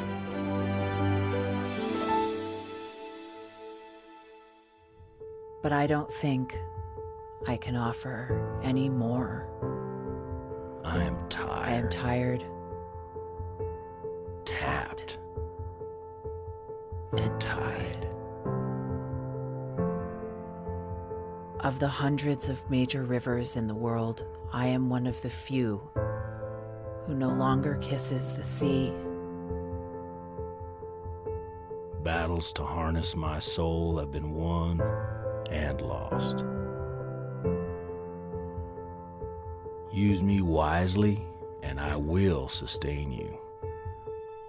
Use me like you have, and I will break. My name is Red. The Grand River Red. The American Nile. The Canyon Maker. I am the Colorado River. And I am the most endangered river in America.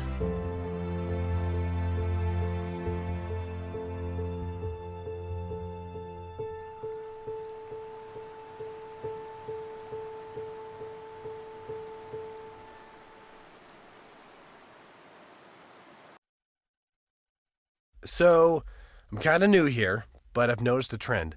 My human does this funny thing where she goes around and gets all my toys, and then she hides them in that basket by the door. But it's always the same basket, and it's always in the same place. And then she acts so surprised when I find them, but, she's putting them in the same basket. Again. It's like, hello? That's where you put it last time. You were the worst at hide and go seek.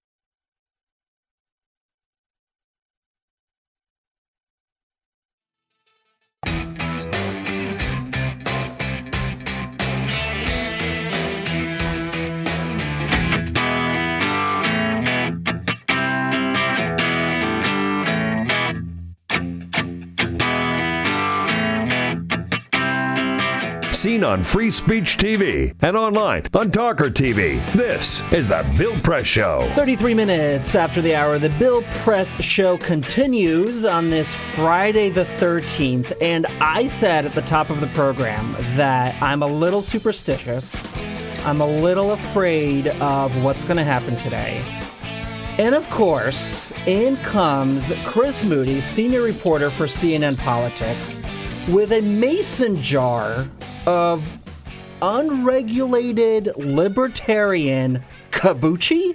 Kombucha. This is kombucha tea bought at an anarchist unregulated market that I've been brewing in my house. Oh, whoa. And it's just got a little juice in it. Can you do me a favor? Delicious. Can you tell me what kombucha... I've never had kombucha. What is it? I don't even know what it kombucha? is. I'm not very good at explaining it, but it is it's tea, and then there's yeast involved and living organisms, and apparently it's very good for you. And then you put a little juice in there, and it's really good. So you haven't had any growth since you've been drinking I've been drinking any it big changes? since the summer. It's very good. And you've had no problems? No, I actually feel great every time I drink it. It's Moody, just does tea. it wake it's very you organic. up? Does it wake you up? Absolutely. Moody has come in here several times before. I mean, what is this? With the juice situation happening, with like a kale, beet, apple thing. That gets you up. Yeah, too. and yesterday we had drink. Yeah, what am I drinking here? Yesterday we had Drink Juicery, and they left us with some bottles.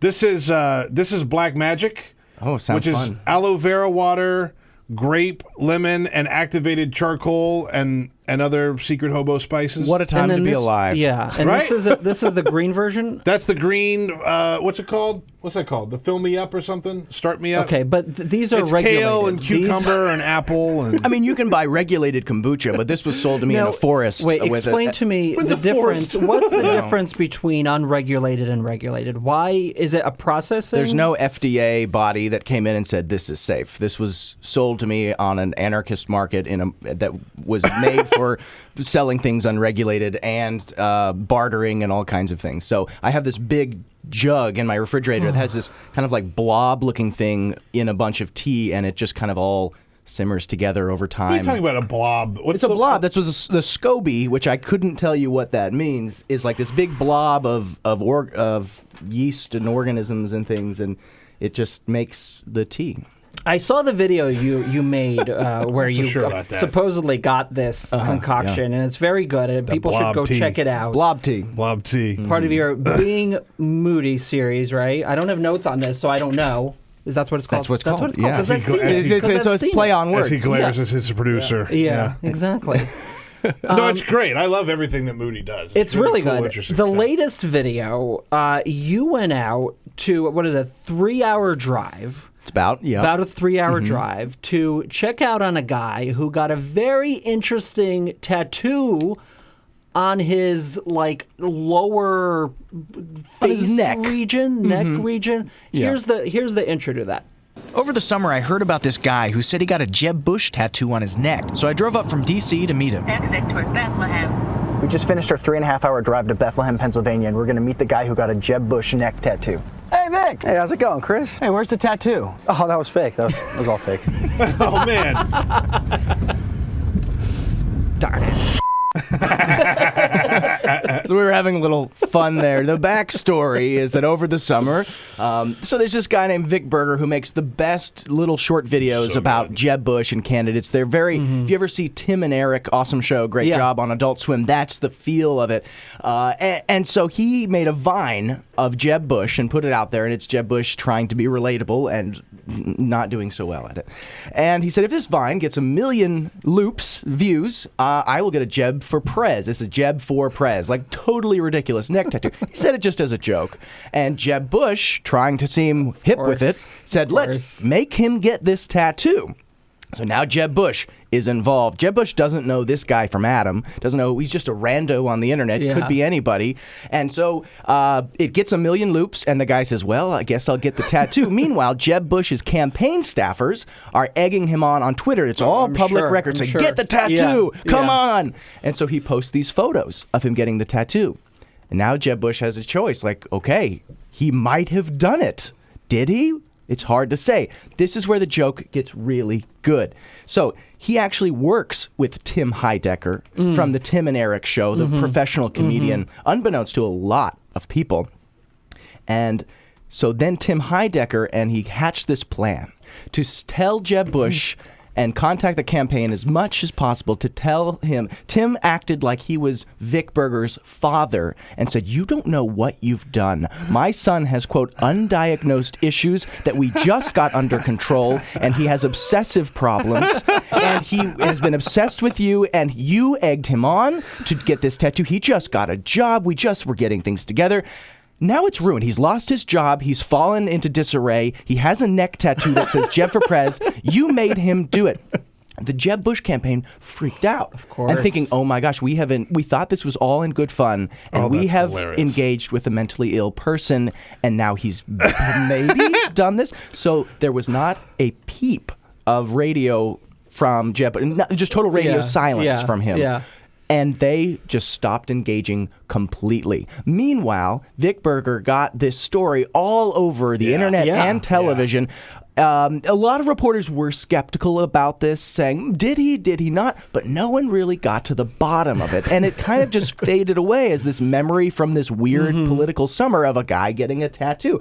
So I did a little obsessive research on this guy and said, let's go meet him. So we went out and said, and he told us the entire story of the long con and how they successfully trolled Jeb Bush and much of the media into this tattoo story. And I love the little detail, the huge detail that Tim Heidecker, this comedian, was the one hatching out this whole plan. It was the greatest troll of 2016 campaign yet. That's a bad day in the office. If you're a Jeb Bush staffer and you think that you just walked down this road. Ooh. I can't think, by the way, just talking about Vic Berger himself for a second, I can't think of anybody in politics who gets to the heart of the ridiculousness of politics. The nightmare absurdity that it is, he captures it. And by the way, all the time in under 8 or 7 seconds, whatever it is, like all of his vines are so perfect on presidential candidates. It just shows how silly it is. Folks, you've got to Google Vic Berger and look at his Vine account, his Twitter account, and Instagram, because you will see that and you're like, that's how I perceive the campaign too. It's scary and nightmarish and perfect. So did the Jeb Bush folks say something now? Have they responded No, to they have you? not. Or they're just radio Well, silent? they declined to comment. So they did respond, but declined to be a part of the further story, not really knowing. Because remember, when I contacted them, they still didn't know what was happening, who they were dealing with. And then the story came out and said, well, here's who you're dealing with. And it's like, okay, wash our hands from all of just this. walk away. Walk away. So, it is kind of troubling, though, that if they think they have been egging on this mentally troubled person, they would just kind of let him go, let him fall. Not talk to him anymore. Yeah. It's a little troubling. I think the nice part of this story is like the nut graph, as we call it in the news business, is that this is a cautionary tale of a presidential candidate trying his darndest to engage with the public and be a part of something and look cool and with it, right? I can and have be fun. part of the joke. I can have fun too. Oh, good. Look what I'm possibly doing. And I think that's the brilliance of the troll is that okay, we're taking this to mental illness. That's where they just kept going darker and darker. I mean, and also the media in the internet age. So much of the reporting was about these tweets without following up. A lot of people never called him. Now, also a detail, he misled much of the media on purpose, told them it was real, said that he needs to rekindle relationships with his family after everything has fallen apart. So he was making this happen in the media. Like the poor folks at the local TV station in his town, like he just lied the heck out of them, and several months later we came and kind of cleaned it all up and tell the full story. Can I just play devil's avocado here for just a moment and ask about sort of the danger of something like that? Like, I think it's hilarious, and I've thought Vic Berger was hilarious for a long, long time. But like when you talk about that type of stuff, right, and misleading the media, is there a danger in that at all? Absolutely. It's the danger of reporting in the internet age when we just don't know what's real, and you have to do old-fashioned reporting. You got to travel, you got to get on the phone, and you got to verify these things. And when you're on a no deadline situation, meaning you have to file whenever you're done, and that means now. That means yesterday. Yeah, that means yesterday. 5 minutes ago. Yeah. Then, sometimes these things happen. But the best part was Time Magazine, I think, or Daily Dot, called the Turkey Hill, which is where he got fired from, so to speak. Yeah. And the Turkey Hill in Bethlehem played along and said, I can neither confirm nor deny any details. And then meanwhile, that's impressive. The tattoo artist who drew it with a Sharpie was interviewed, and he played along and said, I tattooed the man's neck. He paid me for my services, which was true because he took the needle, took the ink out, and just pierced him in the neck just very quickly. A little blood. So he could get the blood, make it more genuine, so he could tell the news, I tattooed the man's neck. He paid me. God, that's beautiful. Hardcore. I love that. I mean, it was a that's solid prank. Impressive. Yeah. To me, though, if I'm also Jeb's campaign, I don't quite understand the appeal. Remember the Romney tattoo guy? Which was real. Yeah. Mm-hmm. But then it was all embarrassing after Romney lost. He had the tattoo removed with this ugly shadow of a tattoo. I see the appeal of trying to kind of act like you're with it and appeal to a younger demographic. These kids and their neck tattoos. But the end result of somebody walking around with your candidate's name on their neck doesn't sound to me like a win. But not just the name, Jeb for Prez. With a Z. Prez. With a Z. And even if he wins, it doesn't apply in January. Well, it's actually Prez because he's so low energy. So the sleep. Hey. He's with the sleep. Chris Moody. You're wondering why I'm wearing this. I'm covering up my Link Chafee from Prez tattoo. You got Chafee, I got Webb. You guys I got both. Chris Moody, senior reporter for CNN Politics at Moody. On Twitter, we'll take a quick break. We'll be back with him right after this. Connect with The Bill Press Show on Twitter. Follow us at BP Show and tweet using the hashtag WatchingBP. This is The Bill Press Show.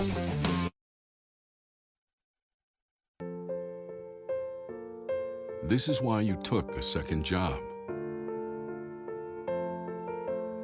While you taught yourself how to fix the plumbing. While you'll do whatever it takes to keep your home. And that is why we want to help. We are making home affordable, a free government resource that can make paying the mortgage easier. Call 888-995-HOPE today.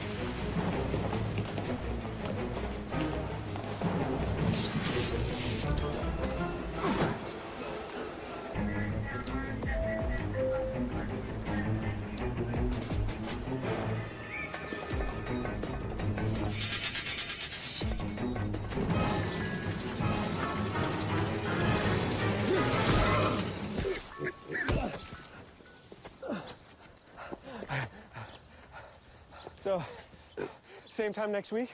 Well, of course. Put away a few bucks, feel like $1 million. For free tips to help you save, go to Feed the Pig.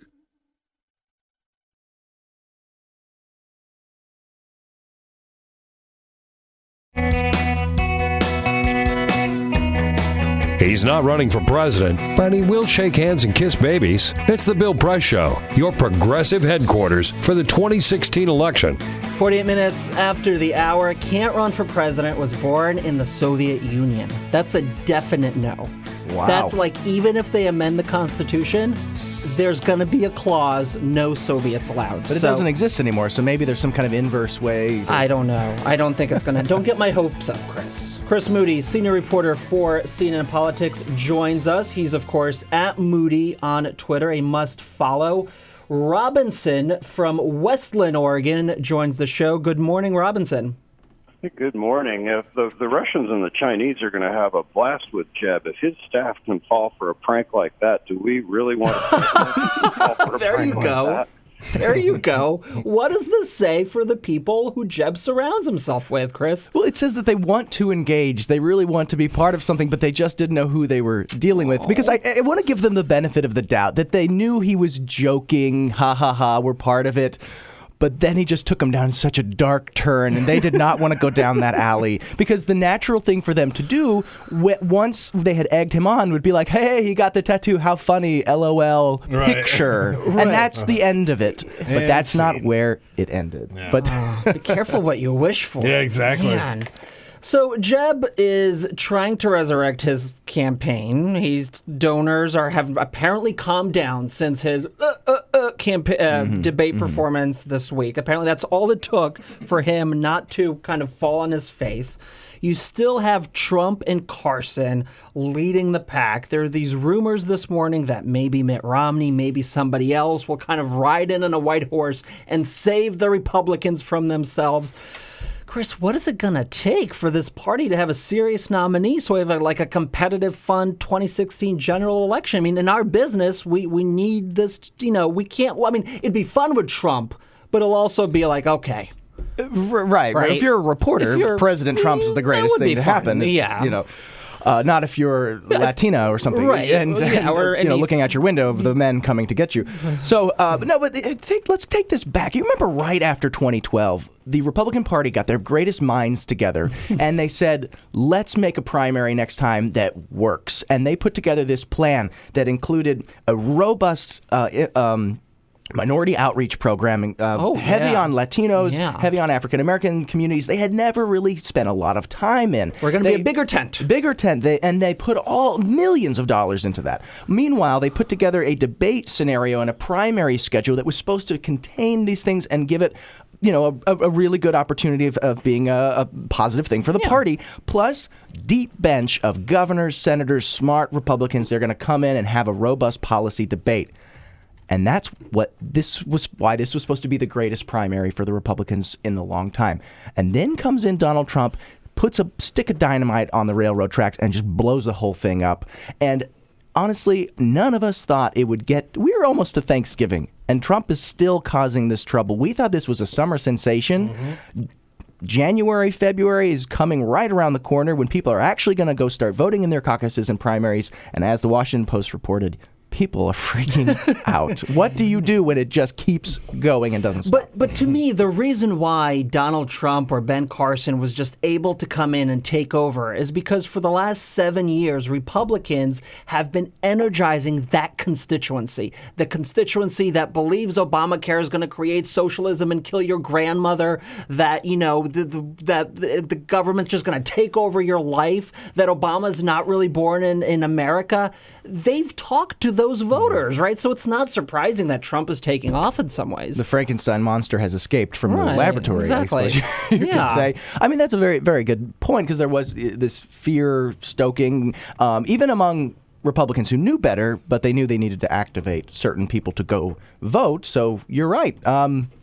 Chickens have come home to roost, as it were, to take it back to 2008. Chris Moody, he's a senior reporter for CNN Politics. Be sure to check out his video series, Being Moody.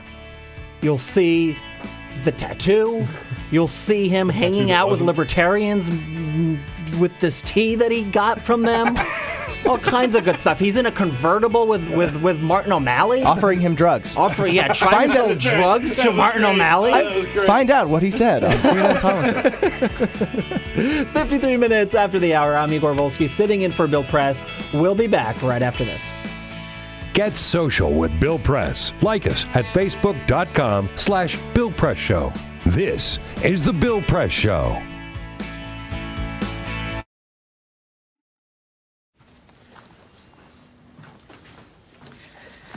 All right.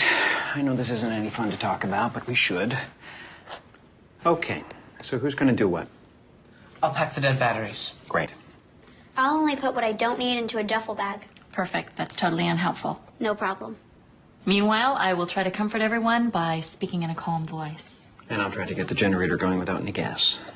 Oh, let's not forget the cell phones, which probably won't work. Right. And who is going to handle supplies? I can forget to do a list for us. Thanks, pal. Well, I think we couldn't be any less prepared. I'm proud of you guys. Talk to your kids about who to call, where to meet, what to pack. Visit ready.gov/kids for tips and information.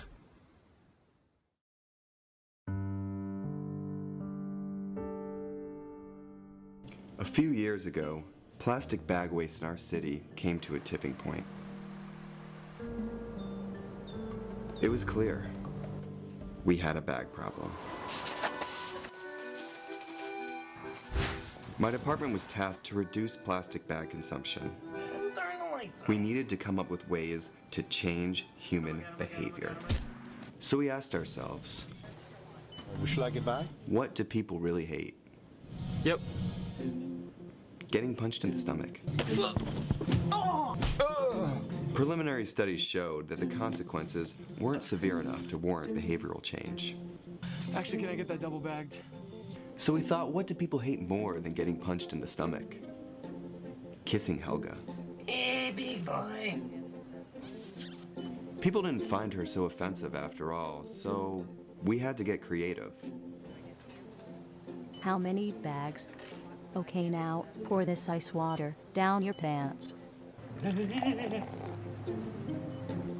We tried everything.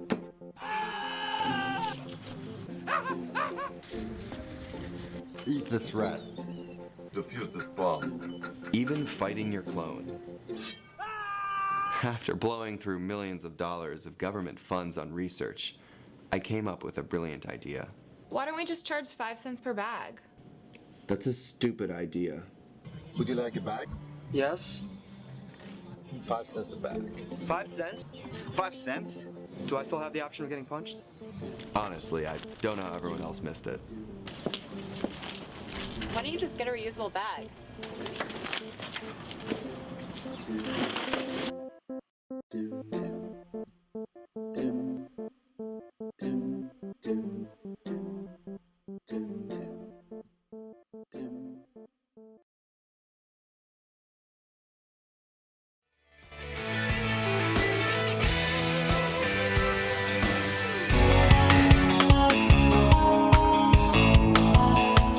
This is the Bill Press Show. 57 minutes after the hour, the Bill Press Show here on Friday the 13th, but the tea has left the studio.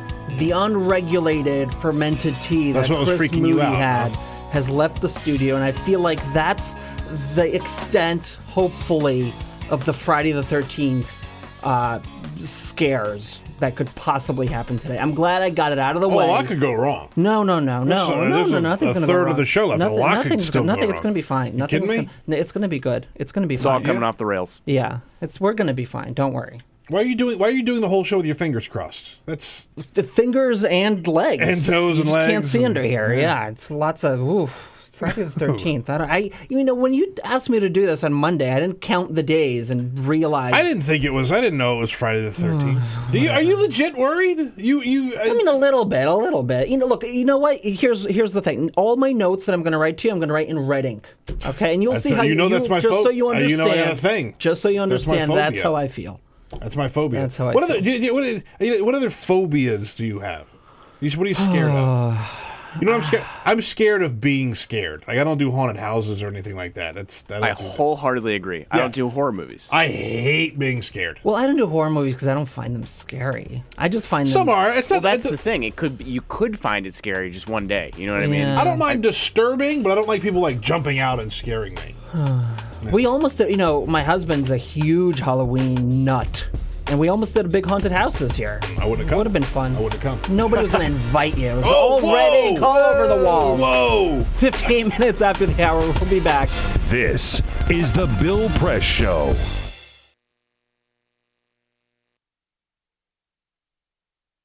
Okay, so just type the job website address here.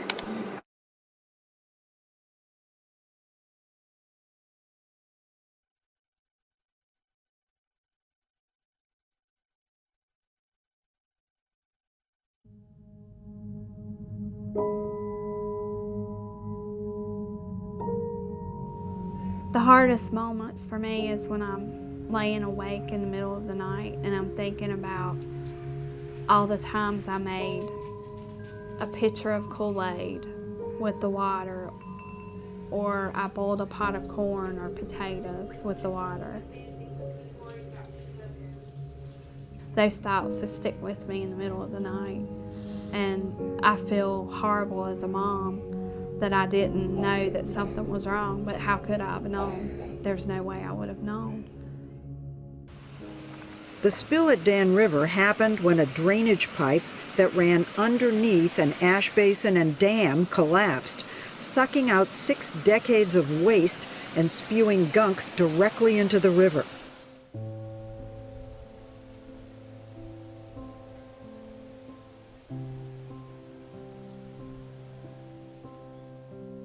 My husband and I just kind of looked at each other like, should we be concerned? We live right next to an ash pond, and this was coal ash spilling into the Dan River, and we learned at that point all of the toxins that were included in coal ash. A situation like Dan River, where there was a catastrophic disaster, gets people's attention, but the fact is that these coal ash pits have been leaking and poisoning people's groundwater and the state's surface waters for decades. Coal ash is the residue left behind after coal is burned in a coal-fired power plant. A large coal-fired power plant can burn 10 million tons of coal a year. When the organic matter in the coal is burned away, what's left behind are these trace minerals, things like arsenic, lead, mercury, selenium, and chromium. And these are highly concentrated. The coal ash can have concentrations of these contaminants that are 10 to 100 times greater than the level in the coals themselves. Coal ash pond number 1 is right behind my house, literally pretty much in my backyard. We were approached by a neighbor who was wanting to have their well tested, and we decided that maybe we should have ours tested as well. They found hexavalent chromium at 4.5 parts per billion. So in talking to the residents, we have discovered anecdotal evidence of an extraordinary number of cancers for this fairly small community. Some of us in the community got together. We started kind of talking about all the cancer that we've seen in some of our family friends in this community. I think we had somewhere in the neighborhood of around 70 names. So we had some help from our river keepers putting a map together, and it was a little shocking to see it. You know, I still have a hard time looking at it. Technically, EPA has not regulated coal ash as a hazardous waste, but it is undeniable that coal ash contains many, many hazardous substances that are hazardous, in fact, to people and the environment. And the only reason they have not been regulated as such is because of intense lobbying efforts by the coal industry and its allies.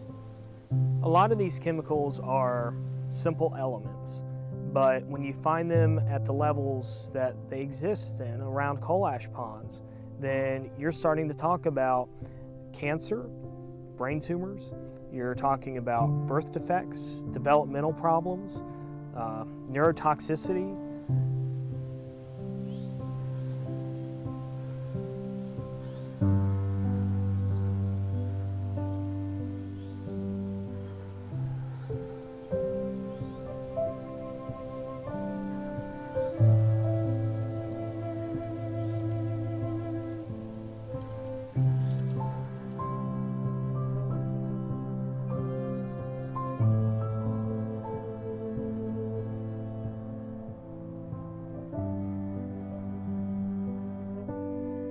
We began to look at legal options, cases that we could bring in court to protect communities and their citizens from these toxic leaking time bombs. In 2002, North Carolina enacted a public financing mechanism for judicial elections. This kept private money out of judicial elections. The repeal of the public financing program in judicial elections in North Carolina creates a dangerous precedent for all, and it gives corporate polluters and other special interests the opportunity to elect the judges that they want. And this is important for us all. Everyone should care about this. Because when you think about the fact that the state and the federal government have basically abdicated their responsibility to regulate these issues, the state courts are the last stopgap. I think this is no longer a problem that's going to go under the radar. It has been exposed, and I am confident that we will ultimately, with the facts, win out and ensure that we have protected waterways. And so this is something that we all should care about. If we're worried about the water we drink and the air we breathe, we have to be concerned about money in judicial elections.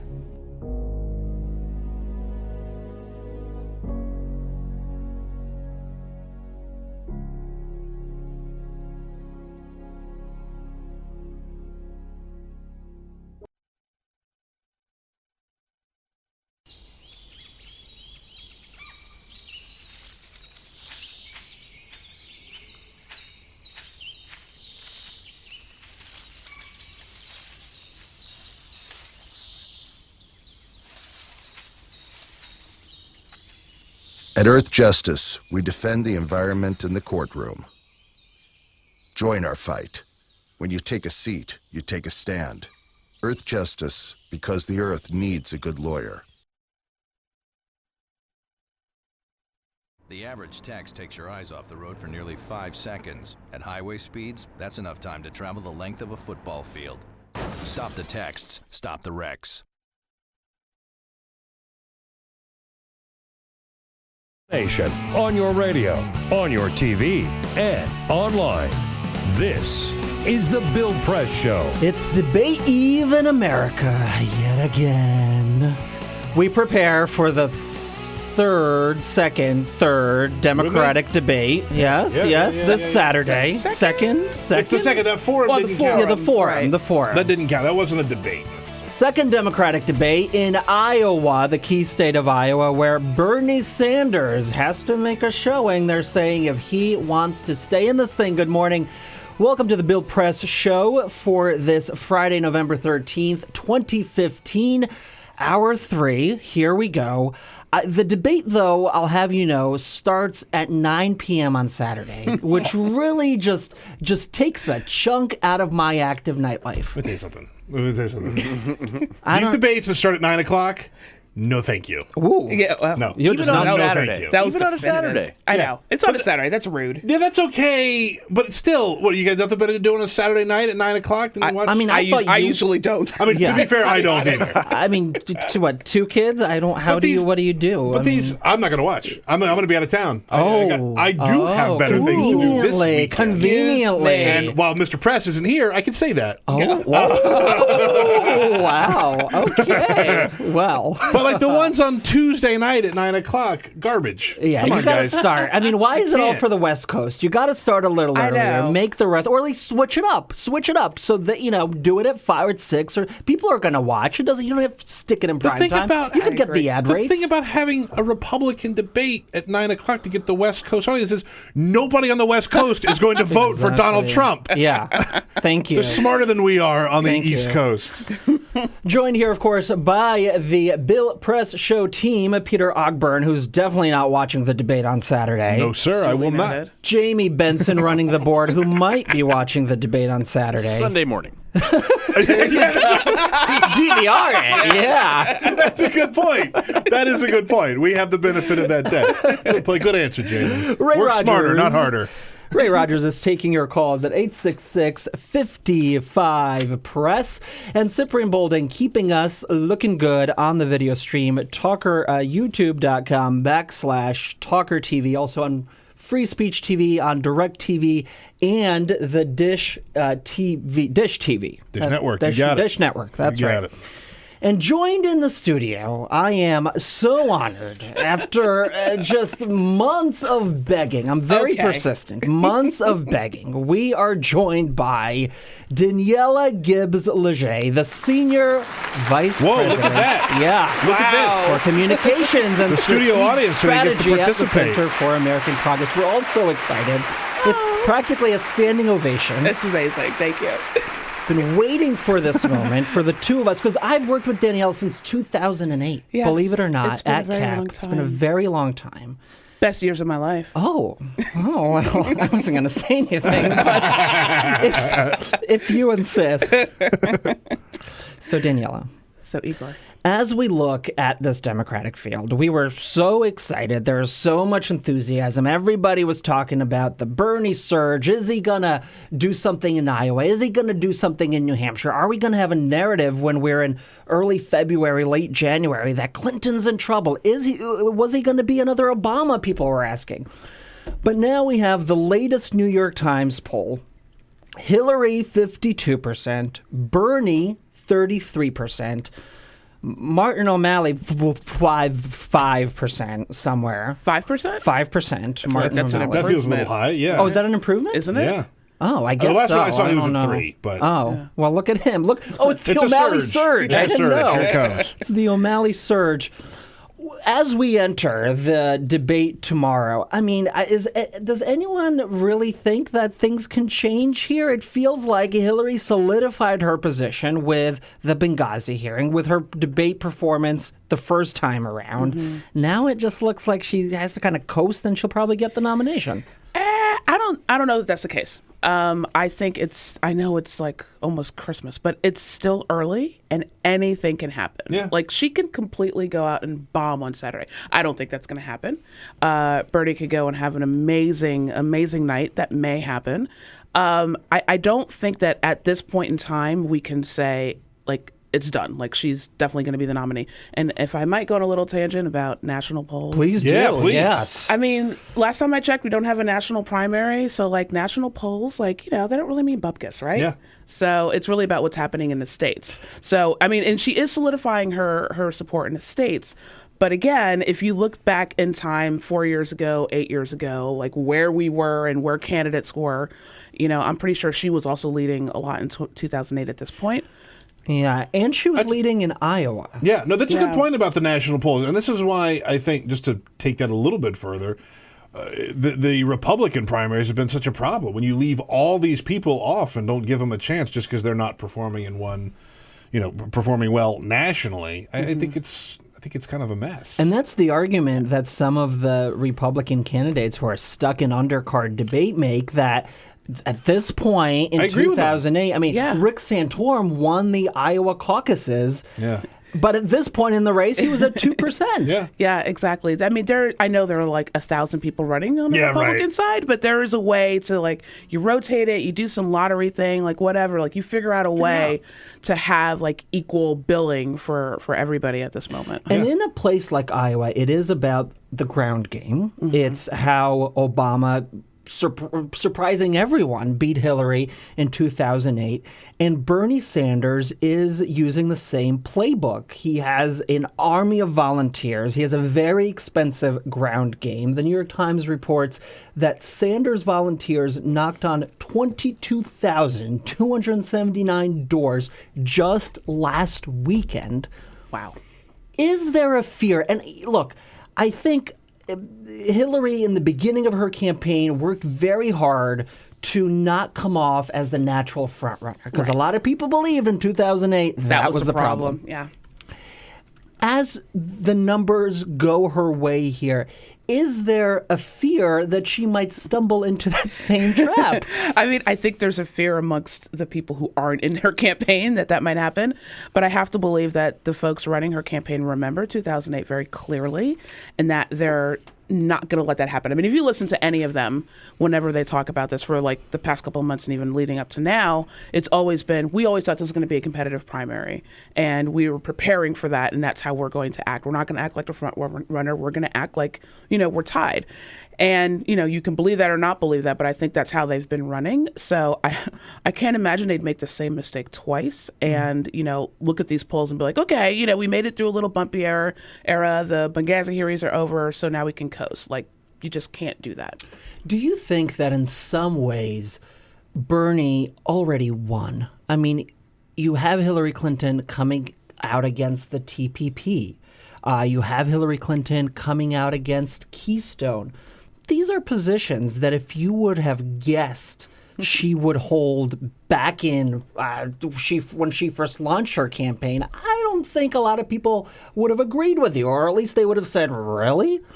If his goal when he first entered the campaign was to move the dials, to insert issues and ideas into the campaign that weren't there before, he's kind of done that already, no? Yeah, I mean, but is that his goal? Or is his goal to be president? What's his goal now? I mean, you're right. I do think. I mean, I don't know. I like to think that some of those positions she would have held, no matter whether or not Bernie was like nipping at her heels. But I do think that he and others have sort of amplified issues that maybe would not have gotten as much attention if he wasn't in a race, and you have people like Senator Warren and others like on the outside sort of pushing the dialogue to the left. I do think that's true, but I think his ultimate goal is not just to change the dialogue. He wants to be the nominee. I guess the other kind of very stark difference, and I think even though there's this feeling now that it's hers to lose basically, the primary on the Democratic side, thankfully, and I think part of the credit goes to Bernie, who said, I'm not going to do personal attacks. I'm not, although, he's we'll been see what happens on Saturday. Yeah, it's been really outlining those differences. Is that it's the Democratic primary has really focused on issues, on the ones I've raised, the TPP, the differences that the two candidates have on Keystone, on gun safety. And it's been really refreshing, I think, particularly when you compare it to what's going on the right, where it's about baby Hitler. Oh, my gosh. And belt buckles and stabbing people and whether or not you applied to West Point. I mean, my goodness. It's ridiculous. I mean, the American people are like totally being disturbed by what's happening on the right. I mean, it is a carnival show, and I guess that's what happens when Donald Trump is leading the pack.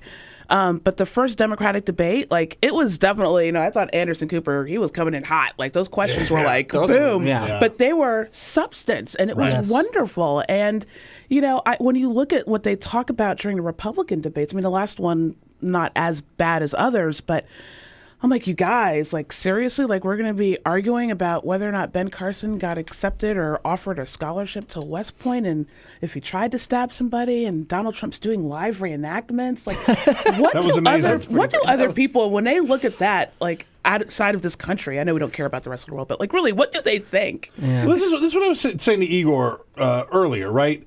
And I'm speaking for myself here, not for you all, but like when we look at some of the ideas and some of the people that represent the right wing, we look at them as out of touch, kooky, sometimes unintelligent, certainly stuck in the past. And when you have people like Donald Trump, Ben Carson, Ted Cruz, it reinforces that stereotype that we have of those Republicans. And that might not be representative of the whole party, and I believe that to be true. But when you play with those guys and you welcome them into the fold, you're asking for it. Sorry. Yeah. But we talked about Mitt Romney and him going and flying and dropping everything to go meet with Donald Trump and making a big press conference, put it all on TV when he was running for president. And Bill at the time, and I know other people did, said, what are you doing? Yeah. Why are you catering to this crazy person and emboldening him and giving him the idea that he's more powerful than he really is or needs to be? And now, here we are. Right. It's like, this is he's the monster. He's the front runner for president. This is the monster that they created. Yeah, exactly. Absolutely. So they can't really complain and cry too much when he's up on stage, like calling them losers. Yeah, right. You know? Right. This guy is a loser. We don't need audio, Jamie. We got Peter here doing the impersonation. So next time we'll just have you read his lines. There's an article, Daniella, in the Washington Post this morning suggesting that some big-moneyed Republican donors are holding back and waiting. For what? And hoping that maybe somebody like Mitt Romney or some other Republican is going to come in and save the party from the mess they're in. Oh, that's hilarious. Yes, waiting for mittens. You know, coming to no theaters anywhere anytime soon. Well, first of all, who is this person? I don't know. Who is there a Republican left who could win a primary? I guess the idea is since you could only win the primary if you appeal to the craziest folks that Trump is pulling in, that a more sane and electable person in the general election would have to win in the brokered convention.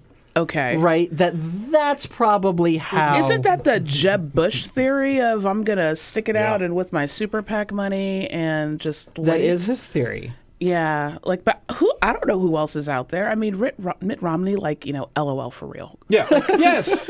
No, you have tried this. What makes you think it's going to work this time?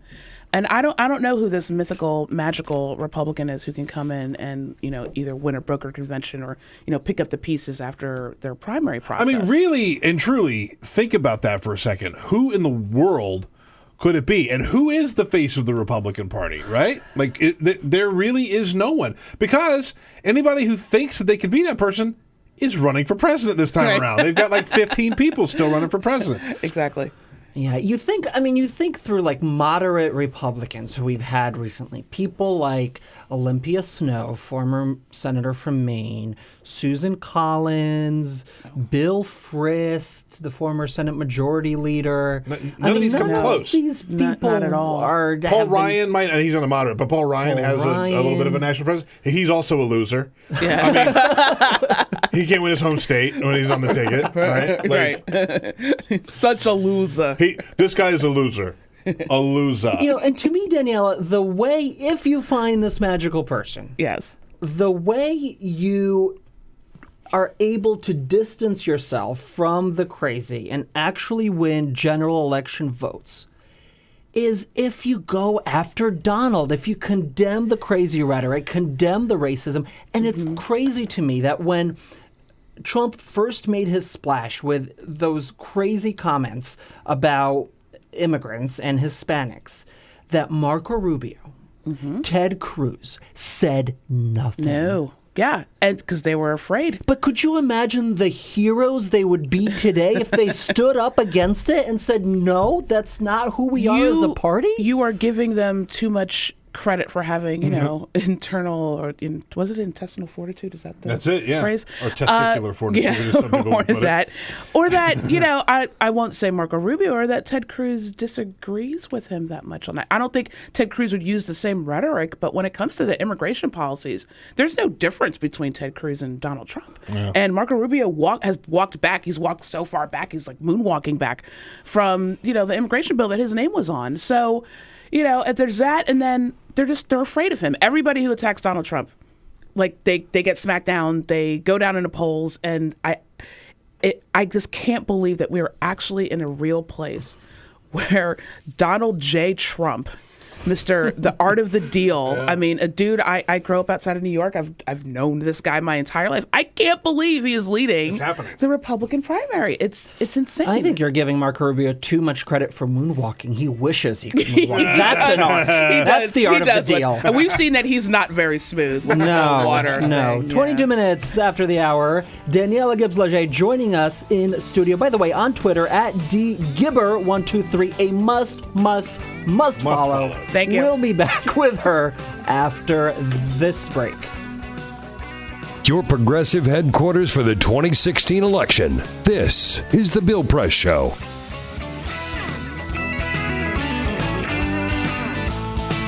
This is my computer. This is your computer. Let's go on the internet. Let's go. Click it. Yes. Okay.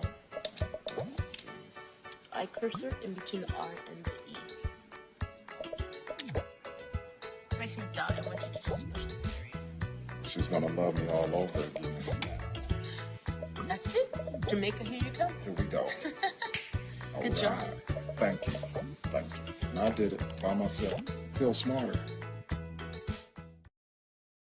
So, I'm kind of new here, but I've noticed a trend. My human does this funny thing where she goes around and gets all my toys, and then she hides them in that basket by the door. You know, but it's always the same basket, and it's always in the same place. And then she acts so surprised when I find them, but, you know, she's putting them in the same basket. Again. It's like, hello, that's where you put it last time. You were the worst at hide and go seek.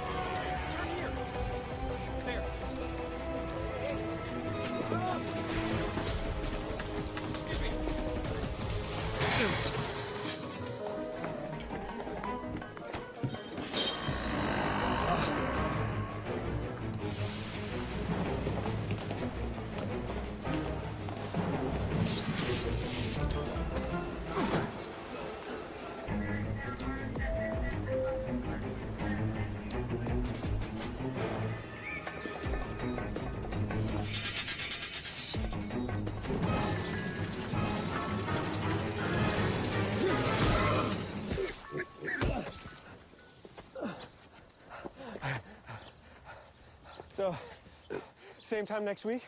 Well, of course. Put away a few bucks, feel like $1 million. For free tips to help you save, go to Feed the Pig.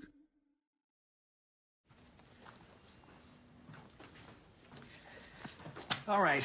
I know this isn't any fun to talk about, but we should. Okay. So who's going to do what? I'll pack the dead batteries. Great. I'll only put what I don't need into a duffel bag. Perfect. That's totally unhelpful. No problem. Meanwhile, I will try to comfort everyone by speaking in a calm voice. And I'll try to get the generator going without any gas. Oh, let's not forget the cell phones, which probably won't work. Right. And who is going to handle supplies? I can forget to do a list for us. Thanks, pal. Well, I think we couldn't be any less prepared. I'm proud of you guys. Talk to your kids about who to call, where to meet, what to pack. Visit ready.gov/kids for tips and information. Hey, thanks for stopping by. You know, I followed your character since the first episode. I'm a big fan, big fan. Thank you. And listen, your storyline, it makes for incredible TV drama. Thing is, your drug use is very adult content. Too adult for the kids. So I'm gonna have to block you. Oh, man. Yeah. Well, have a good one. You're a nice lady.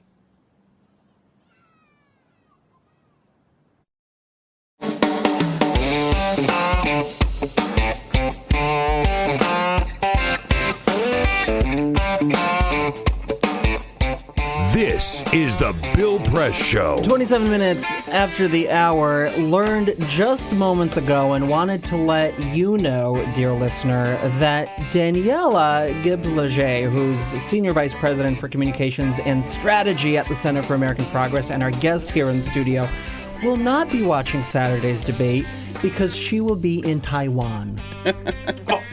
Oh. Yeah. Oh, that's a good enough reason. She has some weekend plans. Well, they don't have TVs in Taiwan? Yeah, exactly. Well, actually, I'll be on the plane. Oh. So that's my excuse. Okay, so...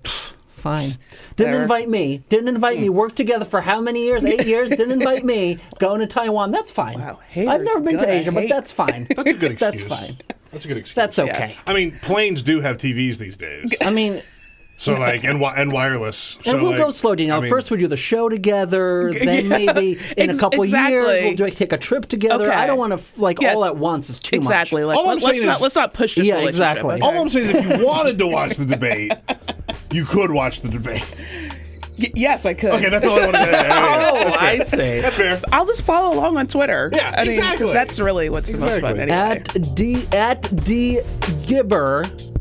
2 B's. That's right. 1, 2, 3. It's the best follow on Twitter. Woo. Do it. High Do praise. it. You will not regret it. You won't. We'll be back after these messages. This is the Bill Press Show.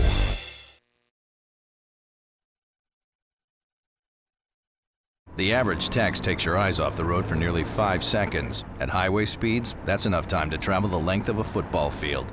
Stop the texts. Stop the wrecks. Before now, it's been difficult for criminals like us to know which states have loose gun laws. How would a criminal like me know which states permit me to carry loaded guns in their amusement parks, golf courses, or beaches? I have some violent friends. We all wear leather jackets and scream at women. And we want to find out which states we can buy and sell guns easily. CrimAdvisor.com. That's the site to find out where it's easiest for felons and fugitives to buy, carry, and even traffic guns. That's why I love Arizona, where I can go see the beautiful Grand Canyon and carry a loaded gun without even having to get a background check. You would fail that background check. I'm sure of it. Now, what about a road trip? What states can I go to fill my trunk with guns and take it back home for my even more dangerous friends? CrimAdvisor has a list for that. That's so unreasonable. Our traffickers' top 10. Nevada. What happens in Vegas may have to stay in Vegas, but your guns don't. Bring them over to California and sell them. The market up there is hungry for guns. I understand that CrimAdvisor.com will tell me which states really cater to us criminals and creeps, but what about the states where we're not so welcome? The ones that don't get us? I don't even like saying the name of these states, but California, Connecticut, Maryland, and New York all have laws to keep guns out of the hands of people like us. I want to shoot California so bad. Boo, California. Boo, go home. Wow. CrimAdvisor.com has all this information? Sure does. CrimAdvisor.com. Plan your perfect getaway. Oh, like TripAdvisor. Oh.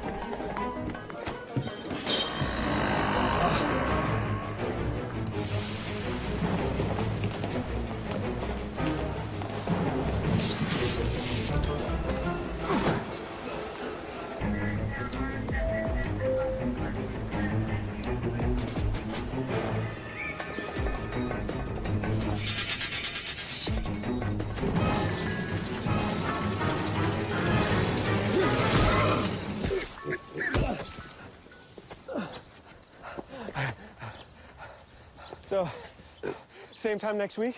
Well, of course. Put away a few bucks, feel like $1 million. For free tips to help you save, go to Feed the Pig. What the frack? What the frack? What the frack? What the frack? President Obama, are you fracking kidding me? Reopen the EPA studies. In Texas, Wyoming, and Pennsylvania. Fracking pollutes our oceans. Fracking poisons our water. Fracking makes climate change worse. Fracking relies on toxic chemicals that cause cancer. Ban fracking now. Ban fracking now. Go on. Ban it. Ban fracking now. Please.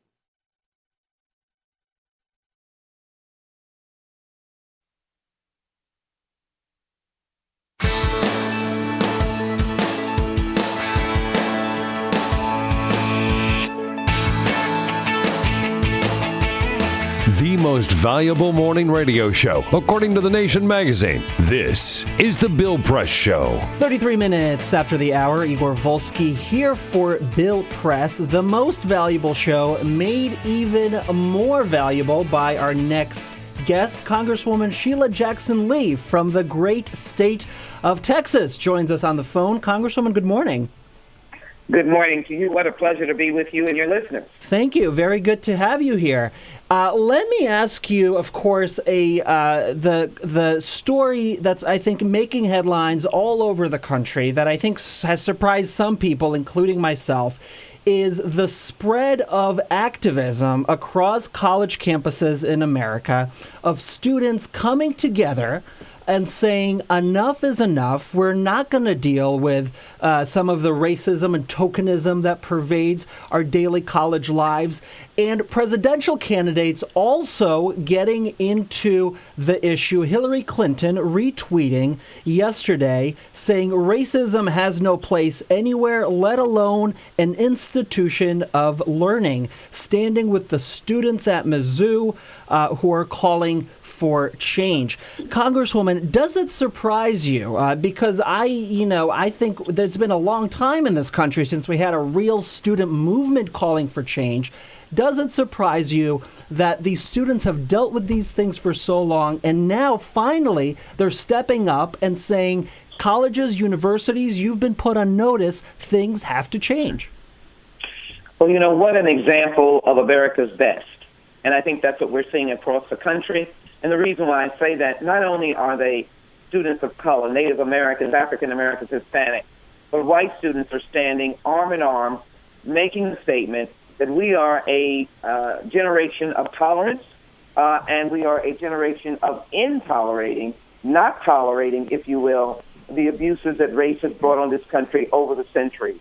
I am very proud of them. I stand with them. I'm glad to have a candidate that's running for president that does not run away from students having the right to use America's Constitution.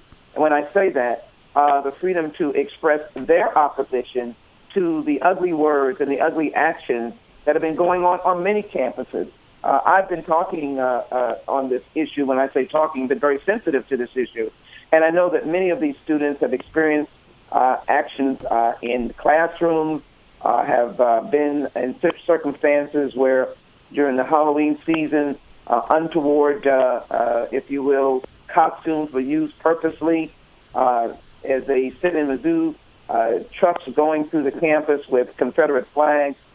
We had an incident as adults as we looked toward the tragedy in South Carolina and the recognition that the Confederate flag that is all over, or at least symbols of people who don't want to move forward, we stood against that as students did some time on their campuses. Now we find that they are recognizing that the equality of all is what they embrace, the respect of all is what they embrace, and they're standing up mightily and saying not only to their campus leadership, but to America and the broad community that we will not tolerate it. And I'm very proud of them as well. And let me make the last point.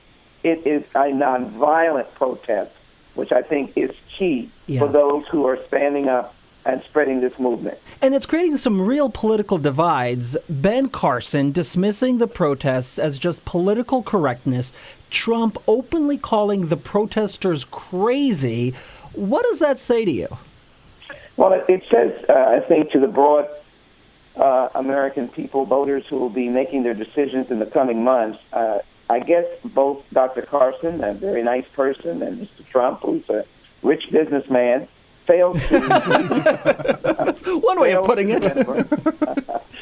That these students have parents, they have cousins, they have aunts and uncles, they have communities, and they're respected in those communities. Sometimes there's a great celebration when a young person leaves a small community or an urban community, goes off to college. It's a big deal. And so when you call students crazy or politically correct, you're talking about their parents, the people who've invested in them. I take a completely opposite perspective, having been at a school where in the years past, our activism was one that involved those issues of war, peace. It involved issues dealing with, at that instance, minority students, black student movement going on in the early 70s, if you will. And now I'm looking with great pride of these students who are the very students whose vote embraces, again, equality. It embraces opportunities for all people. It embraces immigration reform. It embraces peace over war. These students have more issues. The right to vote at an early age, at 18. These students have many issues. It just has not percolated to the national arena, to the national media. But they've been working on many issues. If you speak on college campuses, you know how bright, how energetic, how caring, how loving these students are of the general public, if you will, but also for each other. To both of those candidates, I would make the comment that what you stand for, I believe, is a complete opposite for what America wants to do in the coming century. Hillary Clinton came under criticism early on in her campaign for not taking the concerns of the Black Lives Matter movement seriously enough, and she held numerous meetings with activists to address some of the criticisms they had of her record, of her husband's record. And they, of course, argued that some of those policies, particularly President Bill Clinton's policies, contributed to some of the problems that people are faced with today. Do you feel like she is addressing those worries sufficiently enough that she has kind of heard those worries and has taken action now? Secretary Clinton is a deliberative and thoughtful person. Human being. She's a mother. She proudly says now she's a grandmother. And I would take issue with the lack of seriousness. I've seen her over those time periods when she was first engaging with Black Lives Matter. And she always has a sense of humor in herself and how she confronts things. But she welcomed them. They approached in the way that they approached. We have no quarrel with that. And she had been deliberating on criminal justice issues even before meeting Black Lives Matter. But she took them very seriously to the extent that she introduced criminal justice reforms for dealing with sentencing, prison reform, understanding the juvenile justice system. This is a person who started the Children's Legal Defense Fund in her early years. She had not met Black Lives Matter at that time, but she was dealing with the at-risk children who primarily at that time were many African-American children and other minority children, and she felt compassionate enough and caring enough to use her new legal skills to be able to help them. So she's a serious person as it relates to what is being confronted by young people who are standing up as Black Lives Matter. And I can tell you, they are to be respected, they are to be listened to, and they are to be and you to act on some of the issues that they have made very clear. She is a proud person who has had an opportunity. When I say a proud person, a person who proudly has had an opportunity to engage with Black Lives Matter, not to the rejecting of other concerns expressed over the years as she has related to, but she's proud to relate to Black Lives Matter now as they confront America, not just the candidates running for president, but they're confronting America. They're confronting the United States Congress. They want us to act on sentencing reform, and we've introduced legislation that I know Secretary Clinton has already offered as some of her proposals. So I think she is comfortable with Black Lives Matter. She believes in the principles of which they argue for, and she wants to be an articulate, balanced leader on how she responds to these issues. Congresswoman Sheila Jackson Lee from the great state of Texas, thank you so much for joining us. Always a big, big pleasure. It's been a pleasure to be with you. 42 minutes after the hour, the Bill Press Show continues right after this. Follow us on Twitter @BP Show. This is the Bill Press Show.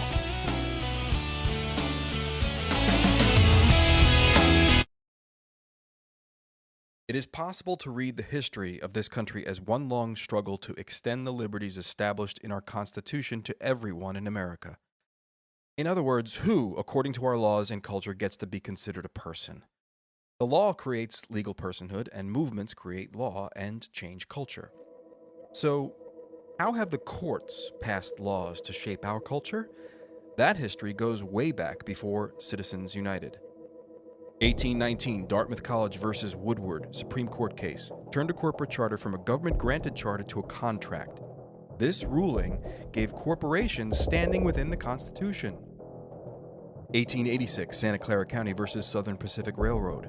Though the court did not rule on corporate personhood, the decision was subsequently cited as a precedent to hold that a private corporation is entitled to the same 14th Amendment rights of due process and equal protection as human beings.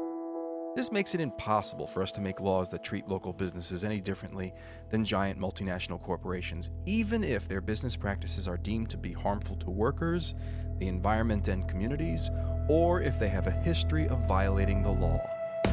Hale versus Henkel, 1906. The court granted corporations the Fourth Amendment search and seizure protection. Dodge versus Ford Motor Company, 1919. The Michigan Supreme Court says the business corporation is organized and carried on primarily for the profit of the stockholders. Stockholder primacy is established. The purpose of the corporation, according to the court, is no longer to serve the public good, as it had been. It is now to maximize profit for shareholders above all else. Pennsylvania Coal Company versus Mahon, 1922. Corporations get the Fifth Amendment takings clause, meaning if you pass a regulation that impacts a corporation's ability to make a profit, that is deemed a taking, and they can sue for the right to future profits lost.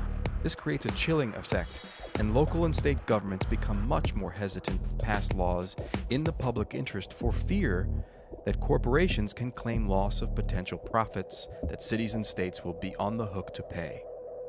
Buckley versus Vallejo, 1976. The Supreme Court rules that spending money to influence elections is protected under the First Amendment, in effect saying that money is speech. Citizens United versus Federal Election Commission, 2010. Today, the Supreme Court of Chief Justice John Roberts declared that because of the alchemy of its 19th century predecessors in deciding that corporations had all the rights of people, any restrictions on how these corporate beings spend their money on political advertising are unconstitutional. The court's ruling threatens to undermine the integrity of elected institutions across the nation. It's a rejection of the common sense of the American people.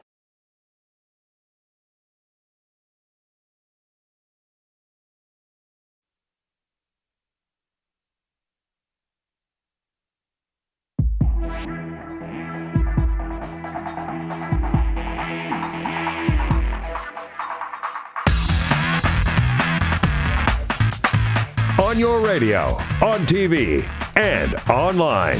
This is the Bill Press Show. 46 minutes after the hour, and we couldn't close out the week that was on this Friday, November 13th, if we didn't talk about baby Hitler. Oh, God. Must we? No, Danielle, I must ask you. Oh, my God. Would you abort baby Hitler? Oh, Jesus. Would you do it? What would you do?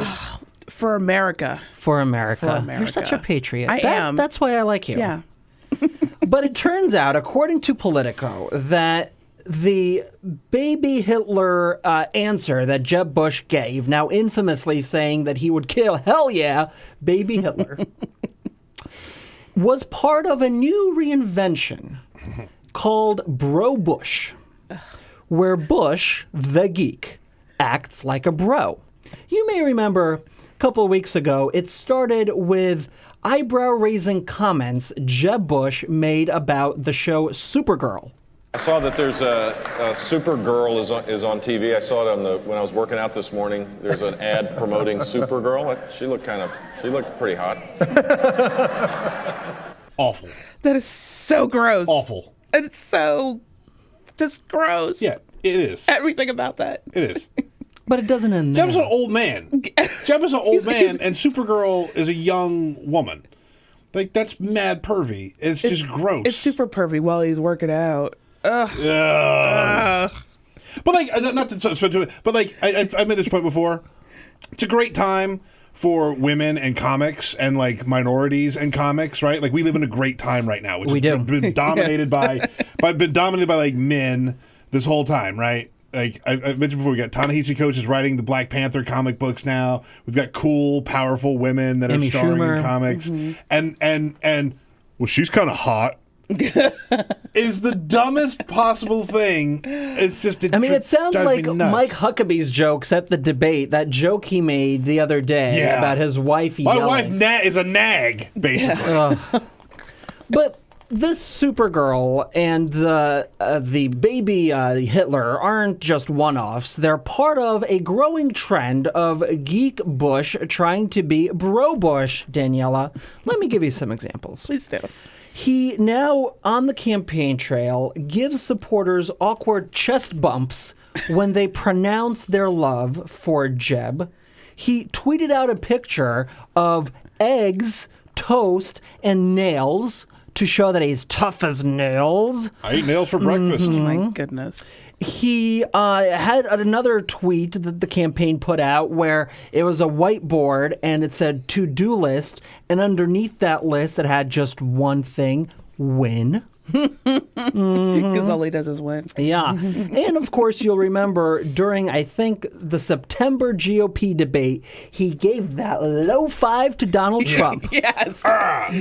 Very aggressive. It was aggressive and not cool at all. No. That's probably what kicked it off, though. That's what, we just had Chris Moody from CNN Politics on, who told us the story of Jeb Bush's campaign egging on this comic, this prankster, to get a Jeb Bush tattoo on his lower neck. And the prankster played this huge joke on the Jeb campaign, basically. But to think that this is kind of how they're going to introduce him as this more authentic, electable, fix-it kind of guy, is they're going to encourage someone to get a Jeb tattoo on their neck. They're going to encourage him to basically not be himself and act like a huge college frat boy. Right. That's how you win.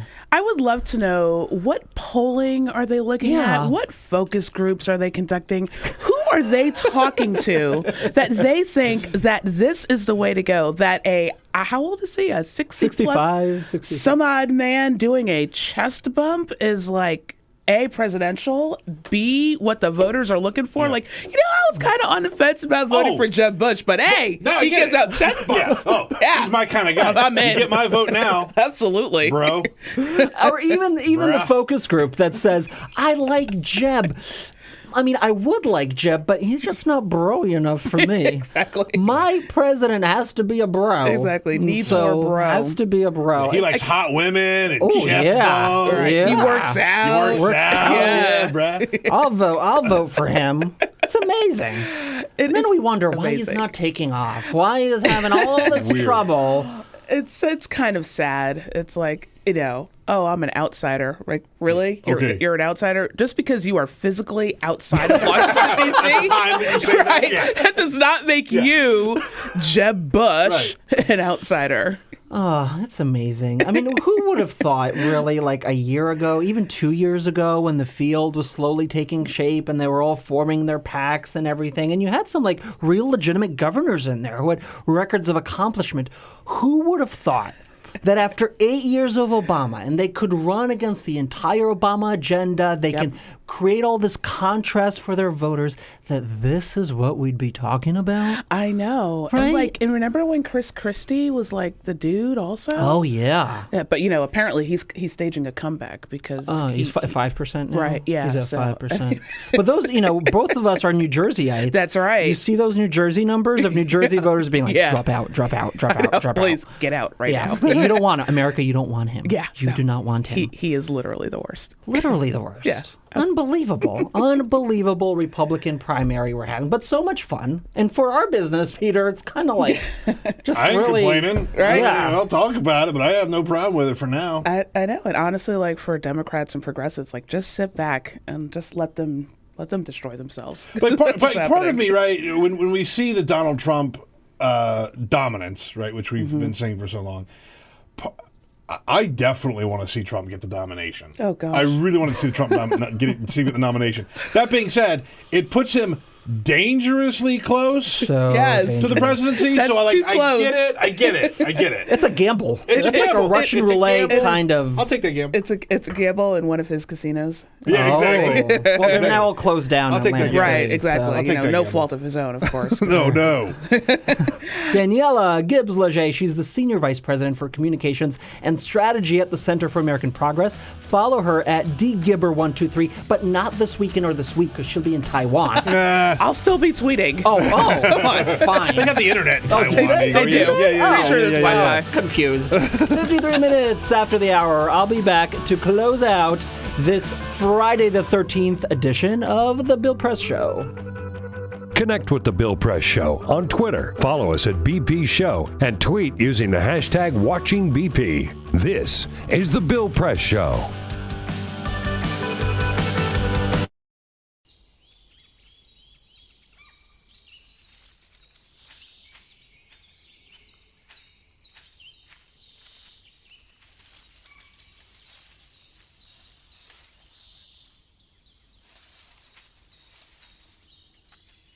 At Earth Justice, we defend the environment in the courtroom. Join our fight. When you take a seat, you take a stand. Earth Justice, because the Earth needs a good lawyer. Broadcasting around the nation, on your radio, on your TV, and online. This is The Bill Press Show. Hey, friends and neighbors, what do you say? Good morning. Great to see you this morning. This is the Bill Press Show. We're coming to you live from our nation's capital, Washington, D.C., bringing you up to date on all the news of the day, whether it's happening here in our nation's capital, around the country, around the globe. Coming to you live on your local progressive talk radio station, on Free Speech TV, and worldwide on our video stream, TawkrTV. Events in the nation's capital. Hi, everybody. It's Bill Press. This year marks the 10th anniversary of doing the Bill Press Show, every day covering the news of the day with the nation's top newsmakers, either on the line or in our studio right here on Capitol Hill in Washington, D.C. Not only that, I go to the White House briefings every day to get answers to the top questions of the day. Bottom line, if it's happening in Washington, D.C., either at the White House or the Capitol, we are all over it. Every day, we welcome to our studio political leaders and reporters and labor leaders and newsmakers to help us understand the issues of the day. You know, we started out as a radio show only, but over the years, we have branched out to all forms of the new media. So today, we're not just a radio show. We are podcasting, streaming audio, streaming video, and we are simulcast live on Free Speech TV nationwide, reaching out to 40 million households on Free Speech TV, in addition to hundreds of thousands on local radio stations and online. AFGE is so proud to be associated with this show and looks forward to being working with Bill and this show for a long time. Bill Press is the right man at the right time with the right message. And thanks to the Bill Press Show, we get our message out to thousands and thousands of people every day. Thank you, Bill Press. The Teamsters are a proud partner with Bill Press on his show, telling the truth about what's going on with working families. Tune in. Yes, it's been a fun and exciting 10 years so far for the Bill Press Show. We're looking forward to many more with all of you, broadcasting live every morning from the nation's capital. on your radio, on TV, and online. This is The Bill Press Show.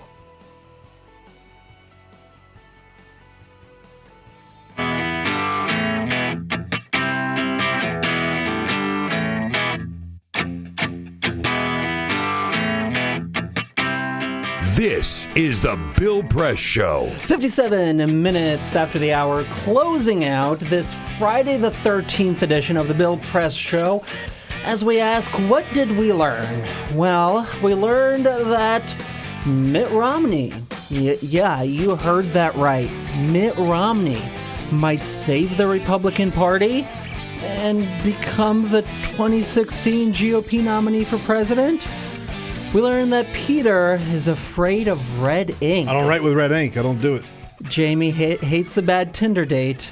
Oh. This is true. And I don't like home-brewed, libertarian, unregulated tea. Kombucha. And then, of course, we don't know if anybody is going to watch the Saturday 9 p.m. Democratic debate that's on from Iowa tomorrow.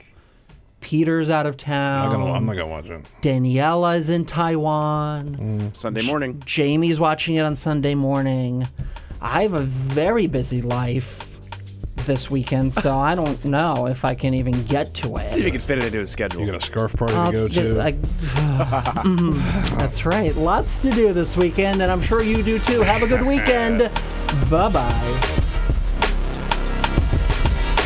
This is The Bill Press Show.